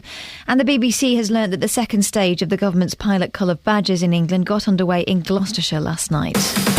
Three Counties Sports. BBC Three Counties Radio. Andy Murray's through to the quarter-finals of the US Open tennis at New York and a match against Stanislas Wawrinka. The defending champion came from a set-down to beat Denis Istomin 6-7, 6-1, 6-4, 6-4. I just started trying to dictate the points a bit more, especially from that side when I had the wind with me. I started trying to use my forehand a little bit more, and that was basically it. I had a few chances to win the first set. I was up 5-3 in the breaker, lost 4 points straight, so it was just minor adjustments. In football, MK Dons and Wickham are both through to the second round of the Johnstone's Paint Trophy. The Dons beat Northampton 2-0 at Stadium MK with goals from Patrick Bamford and Dele Ali. Here's MK manager Carl Robinson. Listen, it was a good night for us. It's a local derby. It gives the fans bragging rights locally. It was just nice to put a performance on. I thought we again getting Brendan Galloway on the pitch and George Baldock on the pitch. It was important to me, and like I say, they didn't let me down. Wickham were also 2-0 winners at Exeter with Matt McClure and Anthony Stewart supplying the goals. The Chairboys boss Gareth Ainsworth spoke to us afterwards. I thought the lads applied themselves fantastically and professionally tonight, as the JPT can sometimes, attentions can waver. But tonight, Wickham Wanderers was only one winning team, and the pleasing thing was the tactical side of tonight. We counteracted everything Exeter did. I thought we were the better team and deserved the win on the night. And in the Cala Premier Division, Biggleswade Town drew 1-1 at home to Burnham. Chesham won 4-1 against Bashley. And Hemel Hempstead won 6-1 against Bedford Town. That's your latest news and sport. I'll be back with more at 9 o'clock. Call 08459 455 555. BBC Three Counties Radio. What a mixed show today. Last 30 minutes of the show. Should you have to work for your benefits? That's what the Taxpayers Alliance is suggesting. 30 hours a week, no less. And according to the gentleman we spoke to from the TPA, Mr. Oxley, there's plenty of jobs out there. You're just not looking hard enough, or you just need to lower your sights ever so slightly. Also talking about domestic abuse. Should the dangers of it be taught in school? And Cliff Richard. Not should he be taught in school, but we're just talking about him because he's got a 100th album coming out. 08459 455 555. Lots of phone calls today. I love it. I love it when we get lots of phone calls. That's the way forward, I think. And you can call in anytime. Now, a housing trust in Buckinghamshire has been branded heartless for approving plans to cut down the apple trees at the bottom of an elderly tenant's garden for social housing. The family of 84-year-old Georgina Peterman, who lives in Bishopstone near Aylesbury, is accusing the trust of environmental vandalism. She says the garden and the trees mean everything to her. It was our garden. I've been climbing up the apple trees in the garden when I was a kid. I mean, it's been such a lot to me because I was born in the house. I just loved the place. Well, I'm joined now by Georgina's son, Carl Peterman. Good morning, Carl. Good morning, Ian. Carl, describe this little orchard at the end of Mum's garden. Well, it's about 100 years old. There's apple trees, pear trees, plum trees, there's nut bushes, there's mature ivy trees, all sorts of things. It's full of wildlife. We've had peregrine falcons there, we've had bats. There's newts and toads been in the gardens because there's a pond next door, and all this is to no avail to the planning people. Taking no notice of it. So what do the planning people want to do? Well, basically they want to build a house at the bottom of the garden, and we've got no problem with that. But because they've got to displace all the parking from the garages, which they want to build on, they want to flatten our garden for a parking lot. So, like the Joni Mitchell song, Pave Paradise, put up a parking lot. That's exactly what's going on. Am I right in thinking your mum's home is social housing, so she doesn't own the home? No, we never bought it. We never, social housing is for people who A, can't afford them, B, don't want to buy them. And if the government hadn't sold them all off, we wouldn't have this housing crisis in the first place. I mean, we're all held to ransom now because there's a housing shortage, and it's the politics of deliberate shortage that makes us pay sky-high rents and house prices. The reason I'm mentioning this is because the Vale of Aylesbury Housing Trust, who want to build the house there and use the orchard for parking, they do own that land. So surely they are entitled to do what they want with their own property, aren't they? That's absolutely right. But I'm sure... if there's only another way of actually... We've got no problems with having a property put there, but to flatten an organic garden of 100 years old, full of wildlife, for a parking lot, there must be, I'm sure, some other way of actually just putting the cars somewhere else. That is the problem. We're not NIMBYs at all. I mean, after all, we're social housing people ourselves. We haven't got anything, and we care for other people who don't have anything. We've got no problem with that. What effect has this had on Mum? Well, she's in tears most of the time. She's crying now, to be honest with you. It's she's 84 and a half. My fear is that she'll get ill and probably die from this. You can't really blame the housing trust because their hands are tied by government law, which says you have a right to buy, and it's got to stop. The buck's got to stop with the government, to be honest with you. Well, I'm sorry to hear that your mum's suffering and is so upset by this, and hopefully it won't get as bad as you said. Has she got support? Is the local community supporting her and agreeing with her stance on this? Everybody, including the parish council, have been wonderful, especially Jason Aldous from the parish council put up a wonderful fight for us at the planning meeting 2 weeks ago, and Councillor Judy Brandreth and Brian Foster put up fantastic fights for us. But unfortunately, Councillor Sue Polhill has said it's a brownfield site and it's got to go. What happens next? Well, we don't know. They're coming to see us next week to give us, a timetable of how they're going to go about all this dismantling, etc. But looking at the plans, I've noticed they actually want to widen the entrance to Morton Lane, which runs down the side of the garden. And if they do that actually means we lose all the trees at the front and the side of the garden as well. It won't be worth staying here if they wipe the whole lot out. It would just be outrageous. And it's a disaster for the village, not just us. Carl, I appreciate your time and I appreciate your passion, and send our best to Georgina. Try not to get as stressed about this, although, of course, I'm sure it's a very upsetting situation. Well, listening to that was Dean Gill, Director of Development for the Vale of Aylesbury Housing Trust. What's going on here, Dean?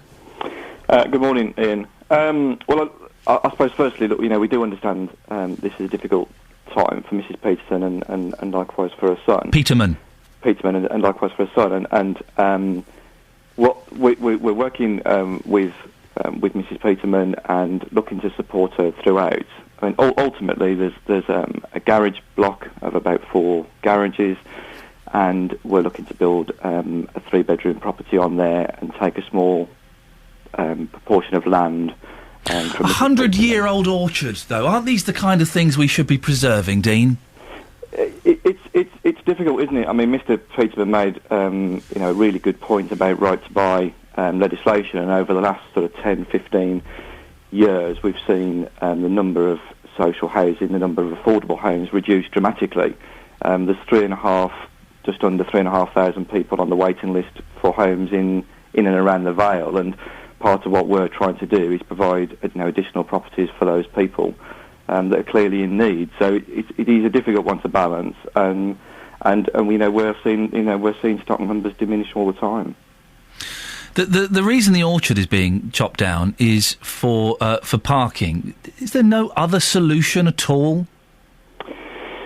Well, we've looked at sort of various options as part of the process before we get to where we are today, really, and what other options there are. I mean, ultimately, it's a planning requirement on us to provide parking, and the local authority wanted to see parking provision for sort of replacing the garages, if you like. So we've got 4 garage places that are going to be demolished, and then 2 garage places or parking spaces for the new property that will be built.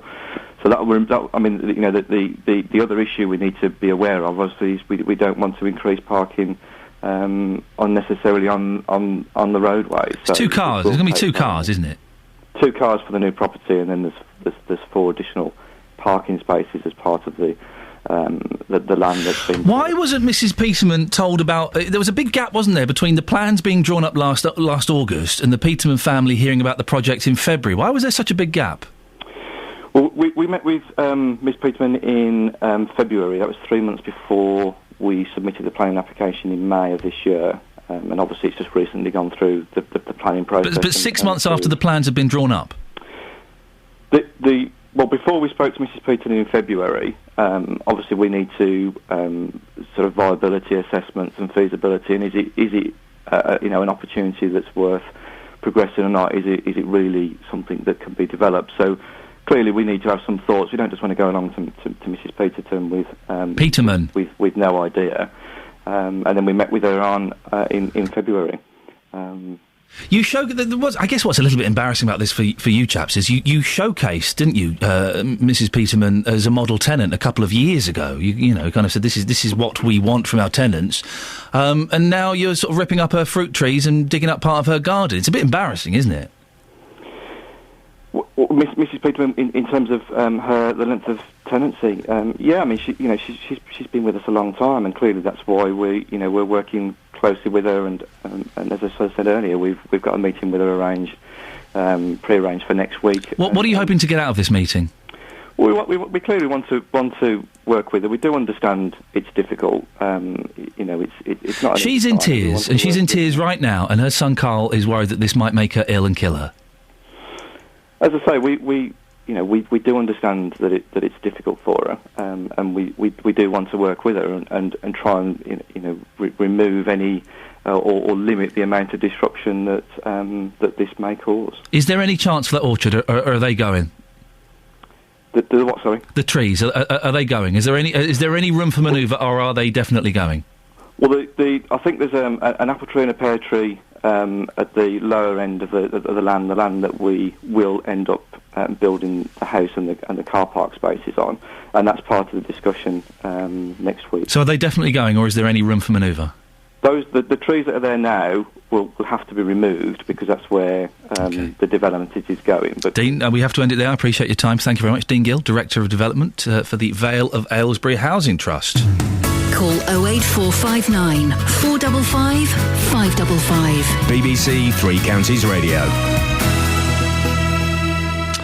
Speaking earlier on in the show to members of the Taxpayers Alliance about their plans, they want to introduce a scheme where if you are signing on, you have to work for 30 hours a week, voluntary work or education or doing something like that, to earn your benefits, your dole, your job seekers allowance, whatever it's called now, I don't know, but to earn your benefits. Good idea? Sensible idea? Nadine's from Hemel. Nadine, what do you think about that plan? I think it's an absolute and utter disgrace. My husband has been out of work for nearly a year now, and he has tried every single which way he can to get work. And I believe that there are lots and lots of people who are actually claiming benefits, and they genuinely do want to work. And it seems to me this government just wants to try and penalise everyone. They actually drive me up the wall. But if your husband was volunteering, doing voluntary work 30 hours a week, wouldn't that inspire him? Wouldn't he learn new skills? Wouldn't that make him better prepared for when he does get a job? He actually has tried to do that, but it's like the lady said that you had on earlier on, who was talking in defence of all this. I agreed with everything she said, because also not only are they ignoring the evidence that these things don't work, it impinges upon people's human rights. Because if they're being made to do work, how are they going to have time to actually search for jobs? The people that make these, want to make these rules, have never lived the life to know what it's like when you're desperate for work and you can't get it despite your best efforts. And if they had any idea of how much time and effort it takes just to fill in an application form for a job, because it's constant. And I have to admire people who are wanting to work and who are doing their utmost. And I think this is just absolutely a disgrace. And it punishes people who don't deserve to be punished. Their life is difficult enough already because they're living on benefit. Nadine, I don't know if you heard Robert Oxley from the Taxpayers Alliance on the show earlier on. He said there are loads of jobs out there. People just need to lower their sights a little bit and get off their backsides. Well, I'll tell you, as far as I'm concerned, he hasn't got a clue what he's talking about. I have actually been, as a mature student, to university and studied for the last 5 years up to master degree in psychology in order to try and improve my job prospects. And when I've left university, on both occasions, back in 2009 and also last year in 2012, I have not, for the life of me, as yet, been able to get myself a job in the area that I have studied for. So if somebody said to me, oh, well, Nadine, you know, you've done 5 years study to try and improve your career prospects and we now want you to go and work in McDonald's, I wouldn't be very happy about that. Nadine, we have to end it there. Thank you very much indeed. Nadine from Hemel. 08459 455 555. It's 8:46. You're listening to BBC Three Counties Radio. Let's get the latest travel news. Lovely. Travel news for beds, cards and bugs. BBC Three Counties Radio. This fresh in, there's been an accident on the M1 southbound, just around junction 12. The inside lane's blocked off. Thanks to Mark for giving us the heads up on that one. Also got some delays on the M11 southbound between 5 and 4, Loughton and Woodford. The M25 is pretty slow from Waltham Abbey to Enfield. That's from 26 to 25. And it's also pretty slow as you head further round from 21 to 19, the M1 to Watford, and from 18 round to 16, Chorleywood to the M40. Also the A1M southbound a little bit slow from 8 to 7. That's towards Stevenage. There's been an accident on the A1 just at the Sainsbury's roundabout at Biggleswade. A car and a motorbike involved. It's mainly affecting northbound traffic. There's quite a delay on the approach to the roundabout, but southbound's also a little bit slow as well. And in High Wycombe, it's a bit slow coming up the hill on the A404 from Marlow up towards the M40 at the Handy Cross roundabout. George Thomas, BBC Three Counties Radio.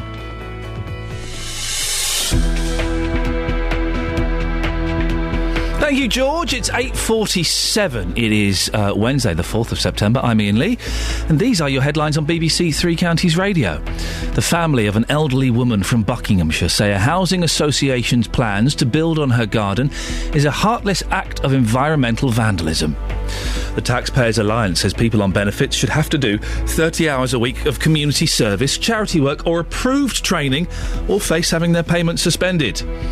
In sport, at the US Open Tennis in New York, Andy Murray fought back from a set-down to beat Uzbekistan's Denis Istomin 6-7, 6-1, 6-4, numbers. Coming up, should all school children be taught about the dangers of domestic abuse? 08459 455 555. And somehow we're getting even more and more calls about Cliff Richard. What is wrong with you lot? Beds, Hearts and Bucks weather. BBC Three Counties Radio. Good morning. We've still got one or two stubborn mist and fog patches to lift, but once they do, it's blue sky and sunshine. A warm afternoon with the temperatures getting up to 26 Celsius, 79 degrees in Fahrenheit. Overnight, dry and clear. The wind falls lighter, so mist and fog patches developing once more. Minimum temperature 14 Celsius, 57 degrees in Fahrenheit. So a similar start to tomorrow with some mist and fog, but then the temperature climbs. In fact, warmer than today with a maximum of 28 Celsius. It's overnight Thursday into Friday. A cold front sinks south. Once it moves through, we'll get some colder, some fresher air behind it, and also some heavy rain for Friday. And that's your forecast. Thank you very much. Every weekday morning from 9, The JVS Show. You just can't carry on with life. It's just awful. With the biggest opinions. It's about time somebody or an organisation has stood up and basically snort the coffee. Well, it depends on the individual, actually. Let's pollute the planet even more. We should pollute it so much your Pinot Grigio goes rotten. And the biggest local talking points. What we really need to do is for everyone in the country to reduce their energy consumption, not increase it. The JVS Show. Weekdays from 9, BBC Three Counties Radio. He really is on cracking form at the moment. That's not to say his normal form is not good, but he's on fire at the moment, and later on he'll be asking. We're talking about the Taxpayers Alliance, what we've been discussing this morning. Should you have to work to earn your benefits? You can start calling him now if you want. 08459 455 555. Cliff Richard has dominated the show this morning in the way that he's dominated the charts for the last 60 years. His 100th album is going to be released soon. Paul is in Elstree. Good morning, Paul. Good morning, Ian. Are you a fan of Cliff? Yes, I suppose so, yes. It's that kind of thing. He's a British institution. He's always been there, and we just kind of accept him, don't we? Well, as you rightly say, he's always been there. I think he's the only UK artist to have had a number one in, 5 consecutive decades. I think you might be right. Have you met Cliff? Yes. At Elstree Studios, I arranged and hosted a plaque unveiling for him in 2008 with Tim Wright. Oh. And he came along. We had some of the young ones and summer holiday cast there, and it was like a reunion feel about it. And was Melvin Hayes there? No, sadly he wasn't. No, he was actually working, which was it was the retired ones who tend to come along to things. Well, good for Melvin for having a job. Yeah. And did you get to speak to Sir Cliff? Yes, after we did the plaque unveiling, we had about 100 guests there, so we just sat and I did an interview for about an hour with him on stage, a little stage we put up, and just reminisced about all his kind of connections with Elstree and Hertfordshire and his memories of the industry, and it was good fun. He was very talkative, very upbeat about things. Slightly nervous, though, oddly enough. Really? Which surprised me. Isn't that interesting? See, I would love to have a chat with him. I bet he's got some cracking stories to tell, but as long as I didn't have to listen to too many of his records. Paul, we have to move on. Thank you very much indeed. It's BBC Three Counties Radio. It's 9 minutes to 9 o'clock. On the day that most of the schools go back, I've been asking, should all children be school children be taught about the dangers of domestic abuse? The Department of Education has come out and said it has no plans to make lessons about it compulsory. Well, that's despite calls from campaigners saying that perhaps it should be. Well, joining me in the studio now is Karen Summer from Hemel, who's an advisor to Hertfordshire on personal, social and health education. Thanks very much for coming in. Do you think that children being taught about the dangers of domestic abuse should be compulsory? Well, good morning, Ian. Yes, if I can just clarify, I work for Hearts for Learning and we're a school improvement service. We're one of the biggest schools company in the UK and we support schools all across Hertfordshire and beyond. I'm also chair of the Advisory Council for the PSHE Association. And you just mentioned PSHE, so we also support teachers across the UK in the teaching of PSHE and all related issues. Should the dangers of domestic abuse be taught to school children, do you think? So they're aware of things to look out for? It's about teaching children about what are healthy and unhealthy relationships. It's about skilling them up so that they know how to resist peer pressure, keep themselves safe, know how to deal with bullying, how to look after themselves and each other. So it's about understanding that difference. How do you teach that? How do you teach a kid, for example, a young person, to resist peer pressure? Because peer pressure is irresistible, isn't it? You do it within the PSHE context, as I explained. So it's a thematic approach. So you make sure that you've got a safe learning environment, and you can use lots of different activities to get children to talk about their feelings, their concerns, role play, hot seating, that sort of thing, and that will help children develop the skills and the attitudes to support them. When it comes to domestic abuse, and this isn't just violence, this is perhaps being in a relationship where the boyfriend or the girlfriend is obsessive, is constantly texting them, where have you been, who have you, why are you talking to him, what's going on there? It's difficult, isn't it, to get young people to open up about that kind of stuff? But there's lots of useful resources and websites out there that can support schools in doing this. For example, CEOP, the Child Exploitation and Online Protection site, has a parent site and a teacher site. And then the Government Home Office campaign on This Is Abuse, where you get video clips, and then you can get young people talking about that sort of scenario, and then you can explore issues around that. So that's a way in for you, keeping it in the third person. Do young people do they often recognise that perhaps they might be in an abusive relationship, or do they just think that this kind of slightly obsessive behaviour is normal? I think if a broad and balanced curriculum, that's the PSHE curriculum, will help children to develop and understand what is safe and unsafe within relationships, and then they'll be able to spot the signs and symptoms. And it's about skilling them up with the strategies to help them with all of this. How can you assess whether your training or your education has been successful? Because it's not like you learn English for a year and then you sit an exam and you can go, they got 76%. What's your criteria for calling it a success? Well, recently we met with the Hearts UK Parliament, and one of their priorities is around sex and relationships education, and they were very much asking for more work in schools, more lessons around all of this. It's what children and young people want and need. They've expressed that. And the final question, do you think it should be compulsory, this kind of education in schools? Schools have a duty to promote well-being and to provide a broad and balanced curriculum, and that this is all part of a huge and complex issue. So should it be compulsory? It's part of PSHE curriculum. OK, lovely. Thank you very much indeed. Karen Summer from Hemel, advisor to Hertfordshire on personal, social and health education. Thank you very much for coming in. We've got 2 minutes left of the show. It's been so busy today. Let's squeeze in Sophie. Good morning, Sophie. Good morning. We've been asking you to find someone who is excited about the new Cliff Richard release. Have you found anybody? Toughest challenge yet, and I think I failed. Oh, dear. Hi, madam.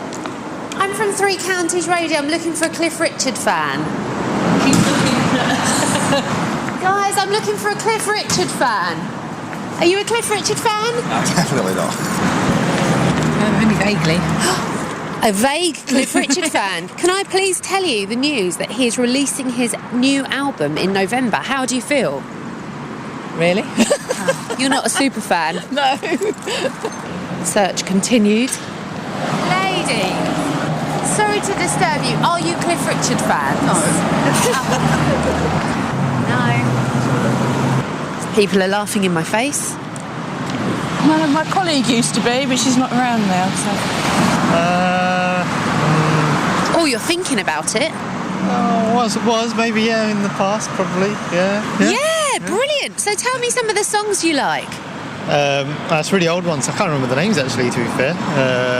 Devil Woman.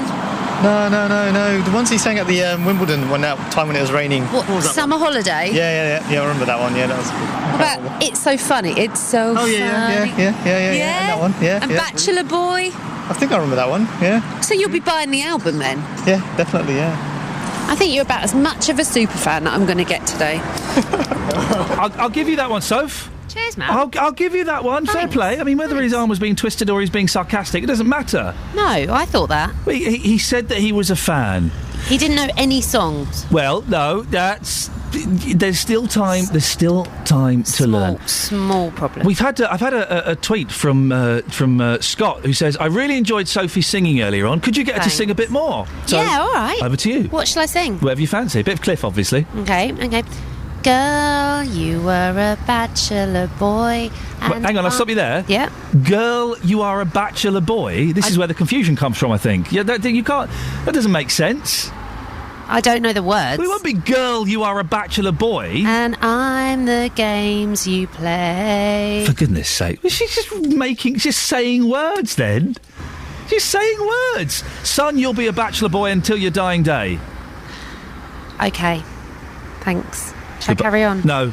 Okay. You in tomorrow? Yeah. Oh. See you tomorrow. Fun times. Girl, you are a bachelor boy. That explains a lot. Thank you very much, Sophie. Excellent work this morning. Or let's say excellent. I'm, of course, writing that in inverted commas and in italics. Right, BBC Three Counties Radio. Let's get the travel news now, shall we? Travel news for beds, cards and bugs. BBC Three Counties Radio.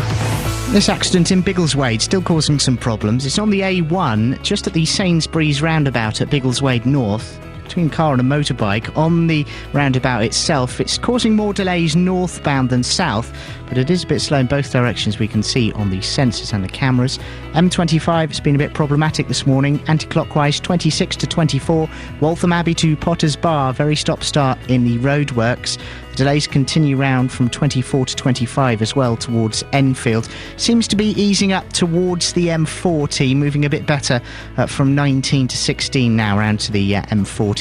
At the A40 Western Avenue, that's looking pretty slow towards Gypsy Corner. We've got delays still on the M1 southbound from 14 to 13 towards Milton Keynes South. George Thomas, BBC Three Counties Radio. Thank you very much, George.